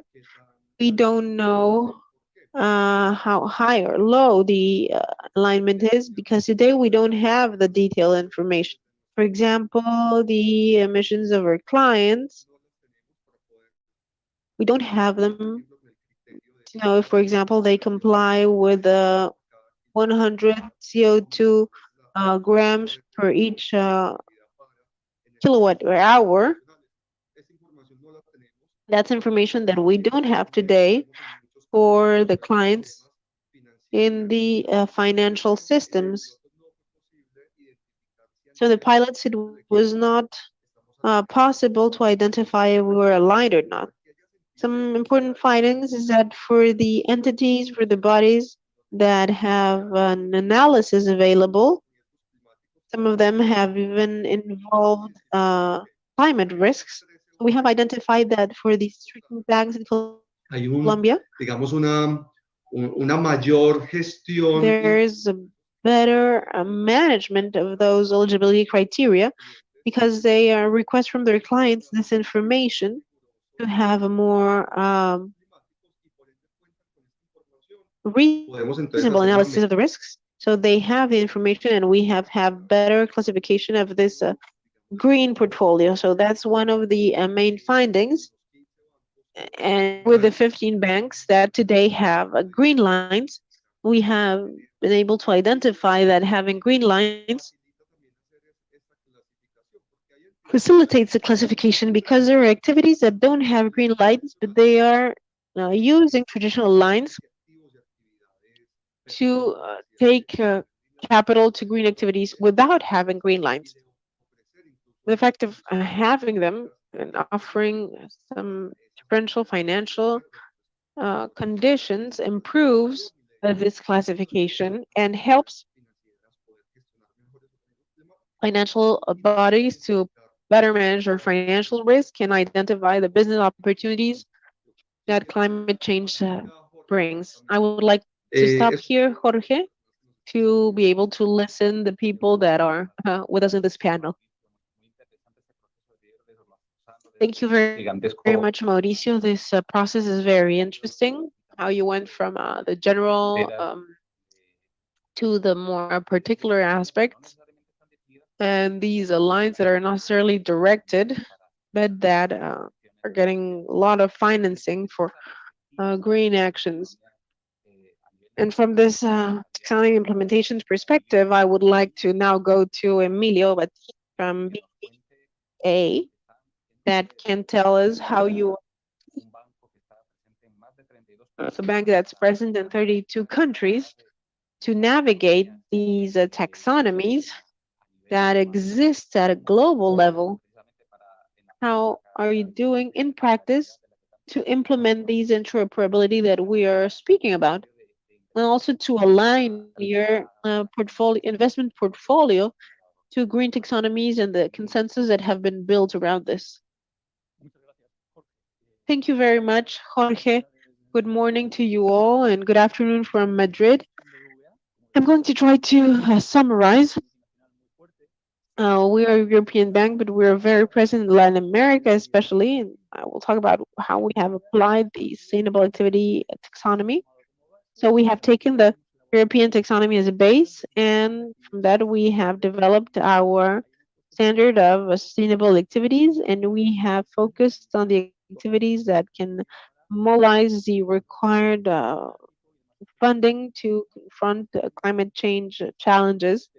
It's been especially energy efficiency, circular economy, reduction of carbon intensity. Having said this, there's a certain differences. Technical selection criteria from BBVA are European, but we have adapted them to local realities, different geographies where we operate as a bank. We find a series of countries with different regulations, technologies, different starting points. And independently from the geography, we are talking about criteria based on science, and the technical criteria of certain taxonomies and the others are quite similar, actually. And so rule that we follow is that when there are local taxonomies, like for example, Colombia, Mexico, Peru, they prevail over the European taxonomy. So let me give you an example of how we adapt to local realities.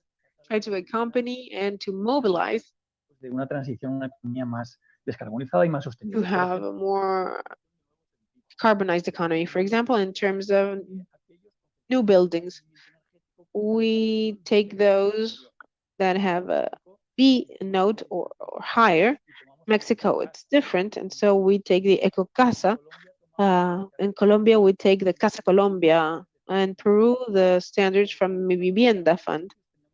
And besides the buildings, we have cars, mobility, sustainable mobility. We have different ranks, electric vehicles, hybrids, zero-emission vehicles. Take CO2 grams per kilometer, which are different in each country.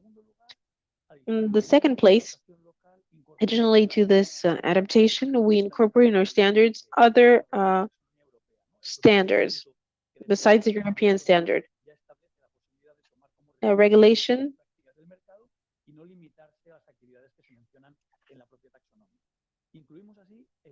we include activities that have not been developed yet, like, for example, from the primary sector, agriculture, farming, fishing, aquaculture, and some circular economy topics. We also have in our draft new activities that will be developed, like, for example, packaging, manufacturing. And these activities, since there's no available taxonomy, we use what has been defined in the taxonomy delegated acts and standards like climate bonds initiative, or those that are applied by other multilateral banks, like, for example, IDB, IFC, CAF, etc. In the third place in our standard, besides the green part, No solamente incluimos actividades we have a social part. We don't only include climate activities, we have others that contribute to inclusive growth. We want to mobilize 300 million euros in sustainable finances, and here we include the green and the social part. And so here we include financing low-income populations, vulnerable groups, financing health infrastructures, education infrastructures, and these kinds of activities with the thresholds that are decided by each country. Each country decides what the threshold is we used to consider people as vulnerable or low income. And so we have a sustainable activity portfolio, not only in the green area, but also in the social area. Differently from climate action, here we don't have a reference at a European level. We are waiting for European taxonomy, and we are applying the requirements that the European Union has already proposed in the draft. Accessibility, availability, quality. And finally, how do we do all this with a global team of standards that works hand in hand with local teams that are very motivated and that are getting trained to identify all business opportunities that appear at a local level? What challenges do we find to apply the taxonomy? Four, very briefly. One is, how do we apply a taxonomy that was initially thought for asset manager, for investors? How do we apply this to, for example, a bank lending portfolio? This affects retail lending, fundings for general purpose facilities. They represent a very high percentage in terms of balance and revenue for the bank. And we know that this is a challenge for all banks in general. And facing this is something that we're looking at in several meetings with other banks. We're trying to find methodologies and approximations to find solutions according to different geographies and the sectors that they finance. We have the availability of data, of information. It's true that the fact that the companies are forced to report um, this might be a problem to uh, analyze a client, especially el do no when we are talking about not harming other objectives or having minimal plenamente social safeguards, which is a minimum to consider activities aligned with taxonomy. On the other hand, difficult operational difficulties, there are more demands. There's follow-up regarding the use of funds, automating internal processes to gather data, to collect data.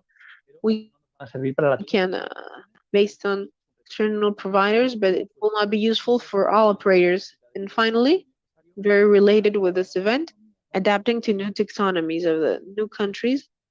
This is fundamental, and here I'm not going to repeat what has been said before. Comparability, interoperability, having a common language that que se pueden exigir connects criterios activities with activities. Besides having different technical criteria, we need to have equivalences between different classification systems, industrial classification systems from other countries, and there are different also regulatory requests in different countries. All of this is a summary of the challenges that we have. Thank you. Excellent, Emilio. Thank you very much. And indeed, these are challenges that are very big for global bank like BBVA. Emilio was saying that these green taxonomies were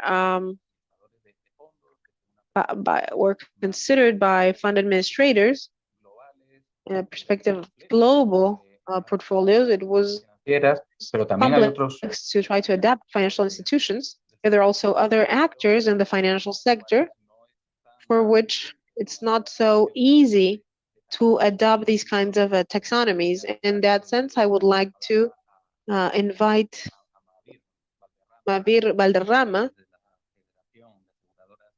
from the Colombian Insurance Federation so that he can tell us how in his sector they have started to see benefits in adopting this taxonomy, in this case Colombian, but also which are the challenges that they are looking at.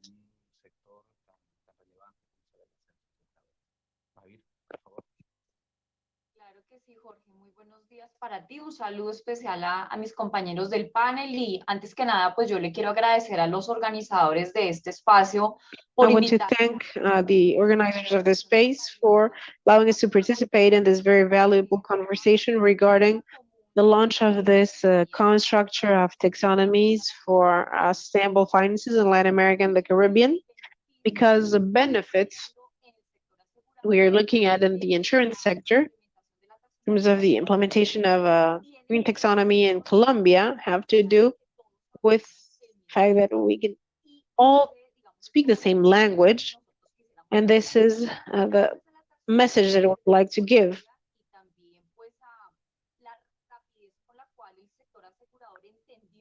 Thanks to the speed at which the insurance sector understood that this tool had to be used in the industry, we see very clearly how taxonomy facilitates, first of all, the possibility to identify new market opportunities.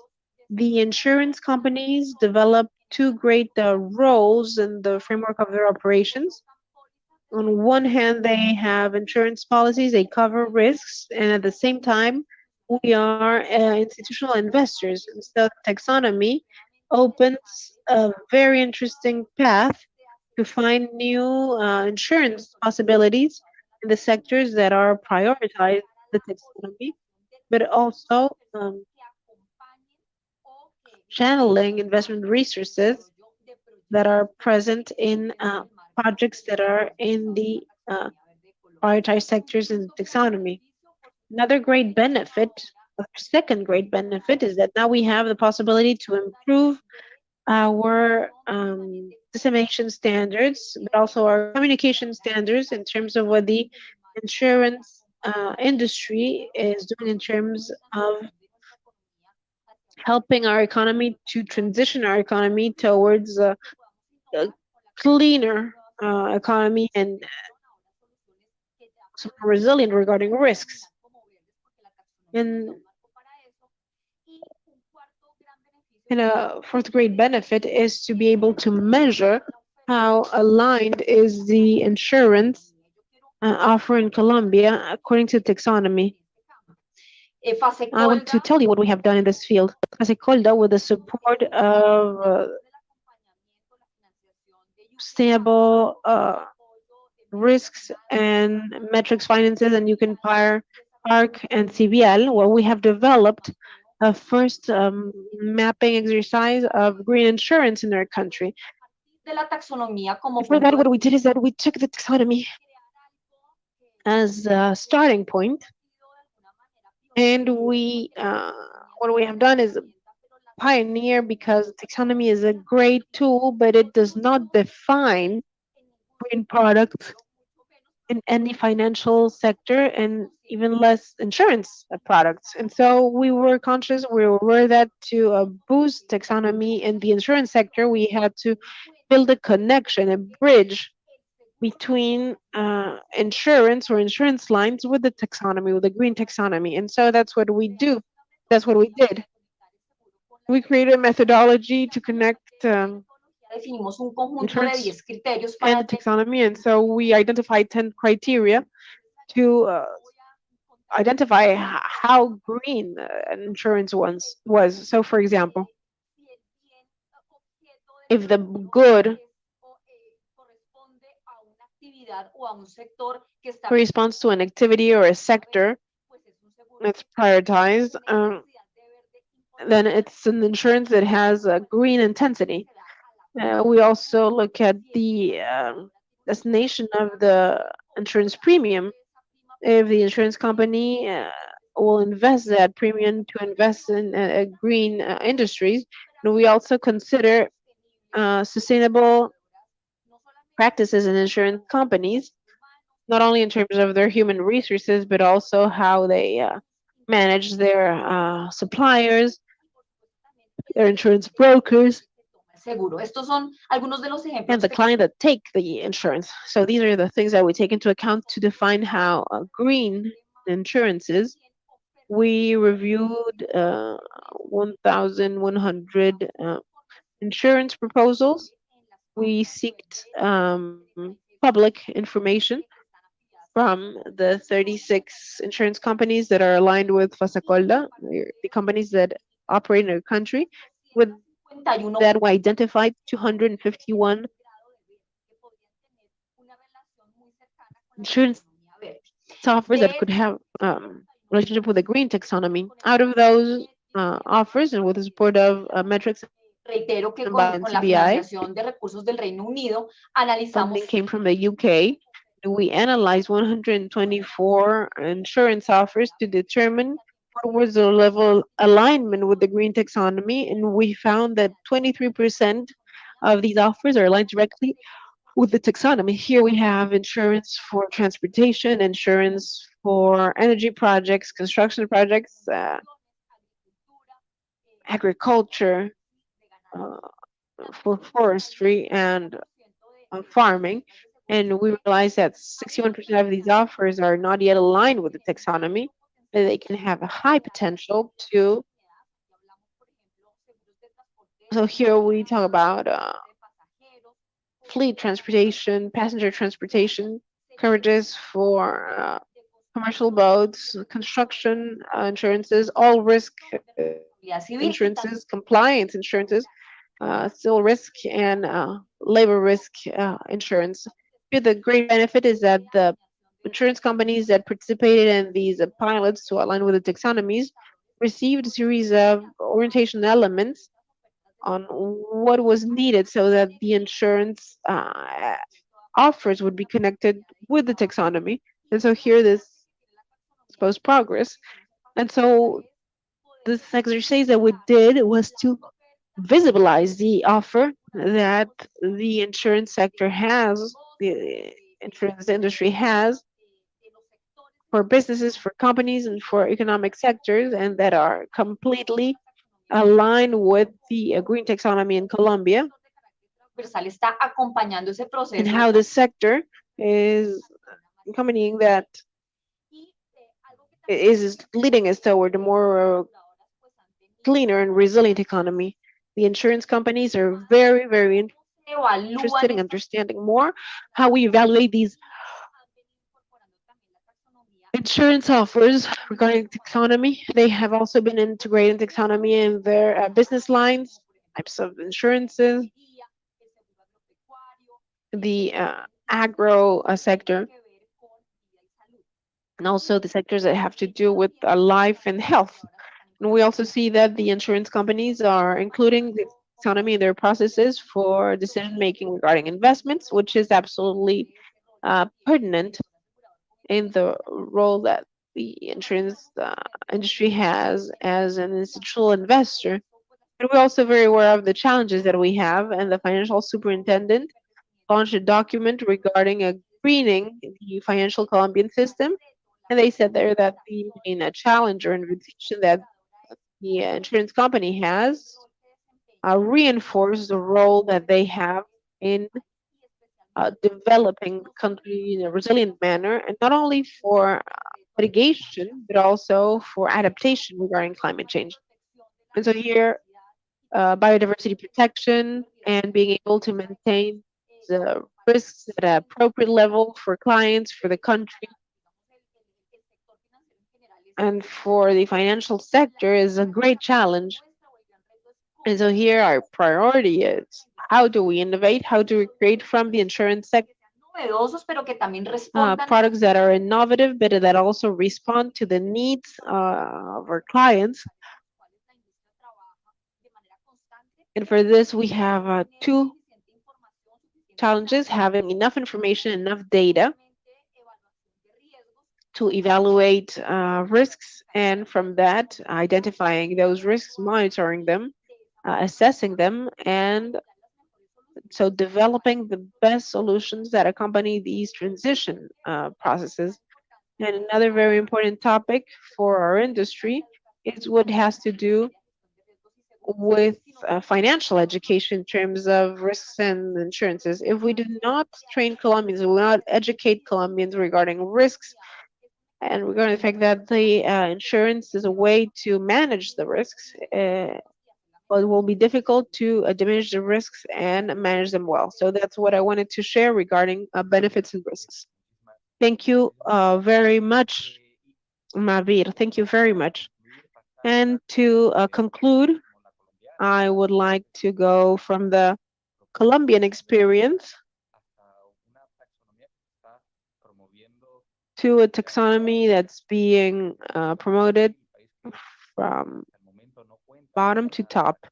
In Brazil, we don't have a defined taxonomy at a federal level, but there's experience at FEBRABAN, Brazilian Federation.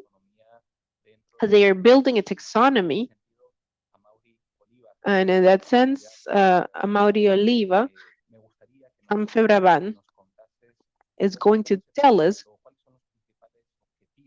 what that process has been like and what are the main characteristics of the taxonomy that you have at FEBRABAN and how you're imagining this process in terms of building a national taxonomy and what are the main goals and characteristics that this taxonomy should have.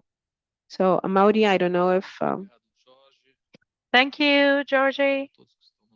Good afternoon to all of you who are here with us. I would like to facilitate, I would like to congratulate all of my colleagues here, and I would like to thank you for the kind invitation to FEBRABAN to be a part of our talk here today. To answer your question about the taxonomy we designed in FEBRABAN, the initiative is naturally from the sector focusing in the banking industry. It began in 2015, and throughout the years, it has been improved upon. Learning and evolution are constant. We do not intend to design a national taxonomy, as it were, because, but we do understand that our initiative may serve as a reference to discussions about national initiatives. The Brazilian government has taken part financial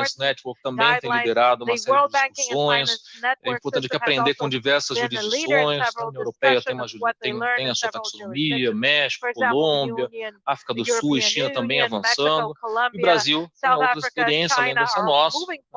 Recomendações como Laboratório de Inovação Financeira, que é o LEB. Enfim, é importante também levar em consideração tudo que já existe, né? E conciliar essas iniciativas com seus aprendizados. Para concluir, já initiatives. terminar, é And to wrap importante termos up, em mente que a transição para uma we must economia bear in mais mind that the verde, mais transition resiliente, to mais a greener, sustentável, será more feita resilient, principalmente com more recursos privados, né? sustainable E nesse economy will be sentido, done é mainly with fundamental private termos uma funds. And taxonomia in this sense, clara, it is very objetiva, important to have a comparável, very né, clear, inspirada nas objective, melhores práticas comparable internacionais, taxonomy, de modo que a which gente is tenha inspired confiança no by the mercado international best e garanta practices. os We investimentos must have necessários para essa importante transição. confidence in the Obrigado pela market atenção de todos, estou and aqui à make disposição. sure that the needed Muito important obrigado cash is a available. Mauri. Thank you, Como, everyone. como bien decías, no tenemos que reinventar la rueda y precisamente los planos de esa rueda, un gran consenso sobre cómo debería ser esa rueda es la guía que hoy se presenta. Me gustaría agradecer a los cuatro panelistas, a Mauricio, Mavir, Emilio. I would like to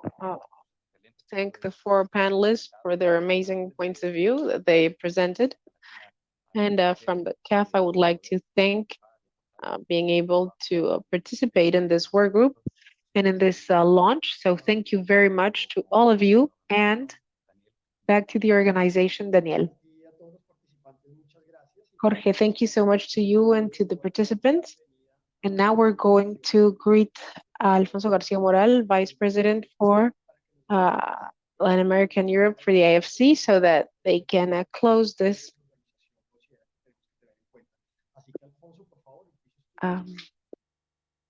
event. Daniel, thank you very much, and I'm sorry, Alfonso. Alfonso couldn't participate, so I am here in his place. So Liliana, thank you very much. And please tell everybody who you are, and please go ahead. Thank you very much. I am Liliana Pozo, and I'm in charge of assessment for financial institutions, Latin America, and the Caribbean. And so I have been involved in this. My team has been working on this topic that we have been talking about. Alfonso couldn't be here, but it's a pleasure to be here today. Thank you very much for being here, and thank you to the effort by the working group to create this taxonomy. The presentations have been very interesting from the public sector, talking specifically about what has been achieved in Colombia, Chile, Brazil, Central America. And hearing from the public sector how we can deepen in this, because there is still a lot to do. At IFC and the World Bank, we believe that in Latin America and the Caribbean, 1.7% of GDP has been lost due to climate disasters. This can impact, take many people towards extreme poverty in 2030. In IFC, we're committed to that 35% of our investment processes have a co-benefit. We have exceeded $12 billion in climate financing, and as we see this session, we need to create clear definitions for activities that create climate co-benefits so that we can open these lines for the public and the private sectors. This is how we can direct capital towards economic projects and activities that will contribute substantially to climate change mitigation and adaptation, and for example, also as well as financial inclusion. Let's not forget the social part. That sense from IFC and the World Bank, we have been working with 9 countries in the region. The definition of taxonomies that will allow us to have transparency to avoid greenwashing. We have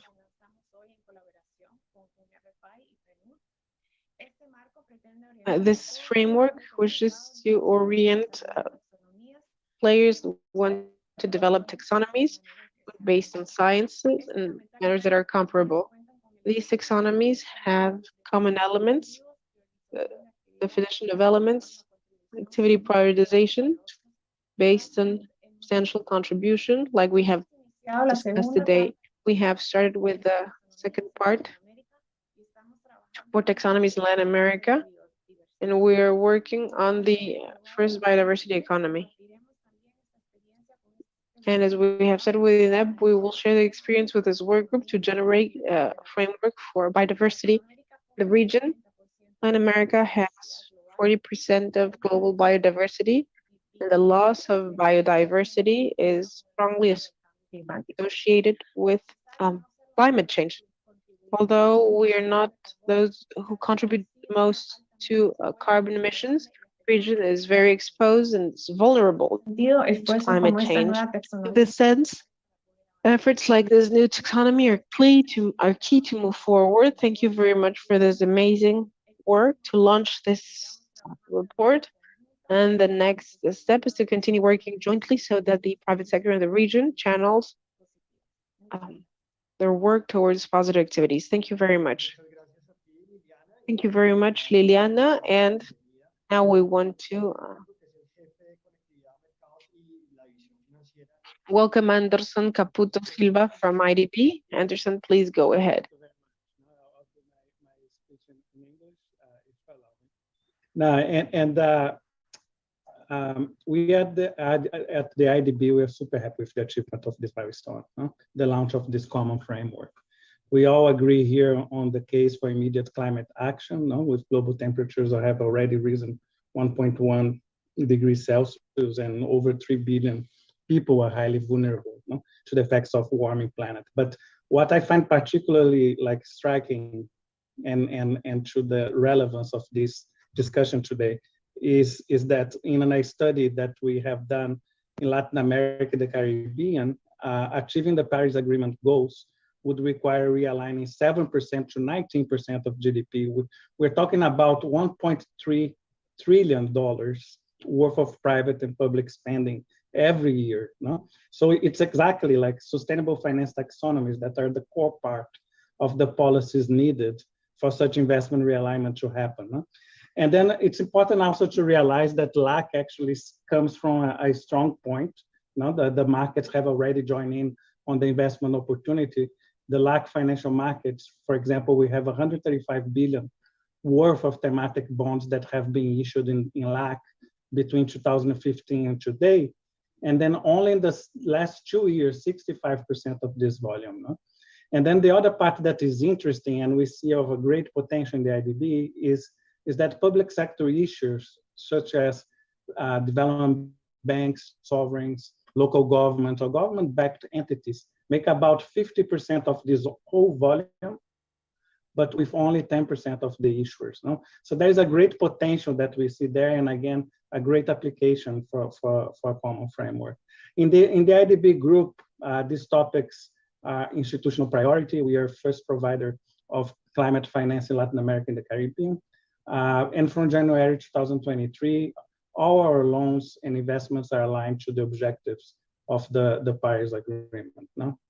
But what we find particularly interesting, and this is looking at from the client's perspective, like in supporting clients in accessing these opportunities, we are coming with full force, like in the IDB, where we think it's very relevant to act not only as a bank with the financial solutions, with guarantees and structuring, but aligning to that all the advisory services. It's really a whole life cycle approach that we are adopting, where we're helping issuers from the very early stages of thinking about a financial transaction, like working with institutional strengthening, framework development, and then we come with also supporting structuring with guarantees, anchor investments, so on and so forth. With that, we are really happy that we have supported about 30% of that volume that we mentioned have been with some support of the IDB. But let me say, like, why we are really proud of that. We are really concerned about the enormous challenges that lie ahead. So we're looking ahead, and because the region really needs greater ambition and effectiveness in the mobilization of capital for sustainable and low carbon economic development. We believe that, like, in addition to that, so again, not to the point of only the transactional angle, but we believe that transparent, established definitions, principles and rules, as well as transparent and harmonized reporting are very key enablers for market development.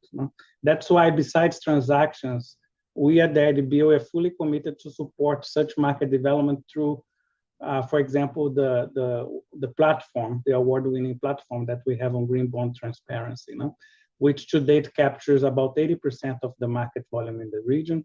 And we actually think that this is a great opportunity for the other regions as well. And then we are partnering with international partners for the expansion of that platform in other regions. But let me tell just finally, and alongside this effort of a regional framework of principles to build sustainable finance taxonomies, we are very committed to support countries of the region in the development of their national taxonomies. So for initial roadmap, as was the case of Chile, that to the dialogue, what we think is very important, the dialogue between government and regulators, as well as with the private sector. We firmly believe that this public sector dialogue and the communication with the private sector are vital to define core elements of a taxonomy. Now, the core elements, more specifically, the choice of its objectives among the national sustainable development priorities, the scope and its desired use, the sectors and economic activities it would cover, and finally, the governance of the instruments and its main functioning principles. So let me just close by saying this, as the sustainable finance markets of the region grow, and more countries join the development of thematic bonds, sustainable investment instruments, and regulations to green the financial markets, here at the IDB, we are really applauding what we have reached in this discussion today, this regional initiative, as we believe coherent and harmonized taxonomies could promote the integration of sustainable finance markets of LAC. And what is very important, as we know, with all these discussions of greenwashing, lack of credibility, etc., it's very important to present that to international investors as an appealing opportunity for capital allocations. As I mentioned before, we are talking here about the foundations for private capital to flow where it's needed the most. A combination of markets with clear and consistent framework for identifying investments aligned with environmental and social objectives, common language and set of metrics of assessing, comparing the sustainability performance of different investments, and finally, an harmonized ESG standards and reporting requirements. So really, we are very enthusiastic about this, and it was a great partnership. It's a great document of great value, providing the foundations for a big challenge that we have ahead. So let me stop here, and thank you very much. Muchas gracias, Anderson. Muy importantes tus palabras, y precisamente ahora les traemos a Santiago Lorenzo. Thank you very much, Anderson. And now we're going to have Santiago Lorenzo from ICLEC. Santiago Lorenzo, please go ahead from your organization. Welcome. The floor is yours. Thank you very much, Daniel. And as everyone, I would like to congratulate everyone involved. It's work. It has been done by many people and institutions, and it's an example of collaboration. There are many actors, but so much to do, and collaborating must be the main guide. And as Mercedes said, this is a great achievement. This common map is a great achievement, but it's a starting point. There's a lot to do. All the involved institutions in this work, all the institutions involved in this work are working on many other fronts that also help to create tools and implement the sustainable financial ecosystem. All the institutions that we're working with, as well as we, with the support of the European Commission, are working in different areas, the financial ecosystem, because the taxonomy is essential for sustainable finances, but it's not enough. There's a lot of work to do. Project pipeline has to be greened as soon as possible, because as we said, Latin America and the Caribbean are very vulnerable to climate change, and these are processes that take very long if we don't accelerate them. To accelerate them, we have to support the existing taxonomies so that they are sustainable. They have to have common methodologies, but we also have to support assets because from their design, they have to have environmental considerations for their design. This was shown in the previous panel. Taxonomy is also a sign that makes actors like insurance companies or banks to start working by themselves in aligning their operations with a future that must be sustainable, not only because of reputational matters, but also because a taxonomy is a tool that allows to manage risks, environmental risks that are present, that are materializing, that are becoming real. And when they align with a taxonomy that is science-based, like the one that's been developed, and like the common framework that's been presented, this helps avoiding and mitigating risks, having better capacities to face the risks that we face. This is key. So what lies ahead? First of all, working with the taxonomies that are being developed. For those who are operating or starting to operate, like in Mexico and Colombia, they eventually require update every 5 to 7 years. And during those updates, they have to get closer to the common framework. Actually, there are already a lot of bridges. These are methodologies that come from the European taxonomy. And so there's a law that's common. And so it's important to have convergence because harmonizing taxonomies is that although it's true that economic structures in the countries are different, and so the priority activities and the risks plus ecosystems are different, and so the climate water risks are different. In each jurisdiction, the methodologies can be common, and so the transaction costs for institutional investors in the rest of the world understand that if there are differences in each jurisdiction, it's not due to the fact that the methodology is not based on science. And so they have the certainty that it's well-based. That's the idea of adopting this common framework. So we have this work to do with the taxonomies, but also the work of helping the different potential users so that they can embrace,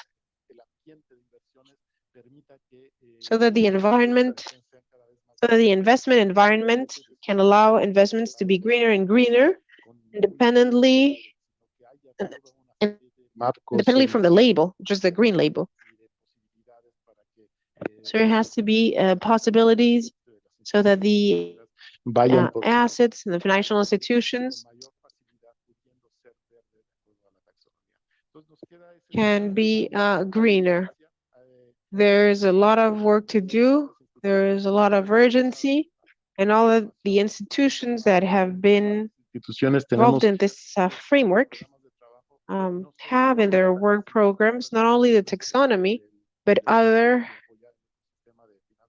the intention to support the sustainable finance ecosystem, and more coordination between us will help us to accelerate convergence and being in better positions to align our economies with the environmental and social imperatives.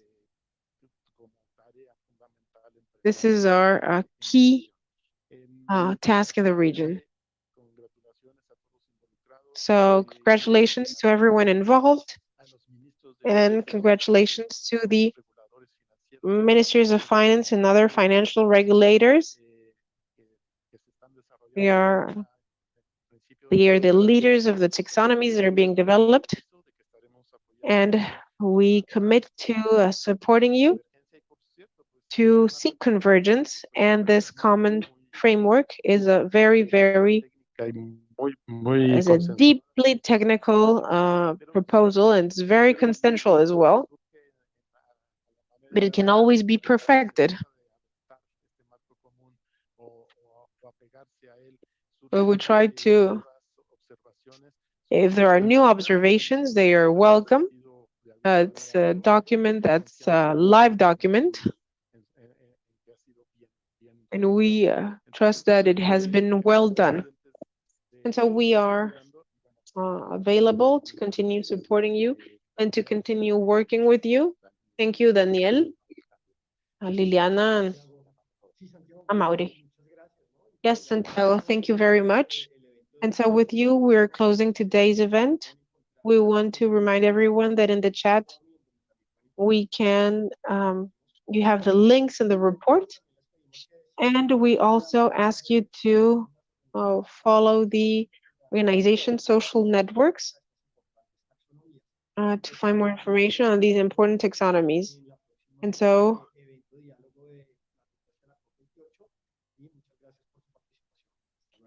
thank you very much for your participation, and see you at COP 28.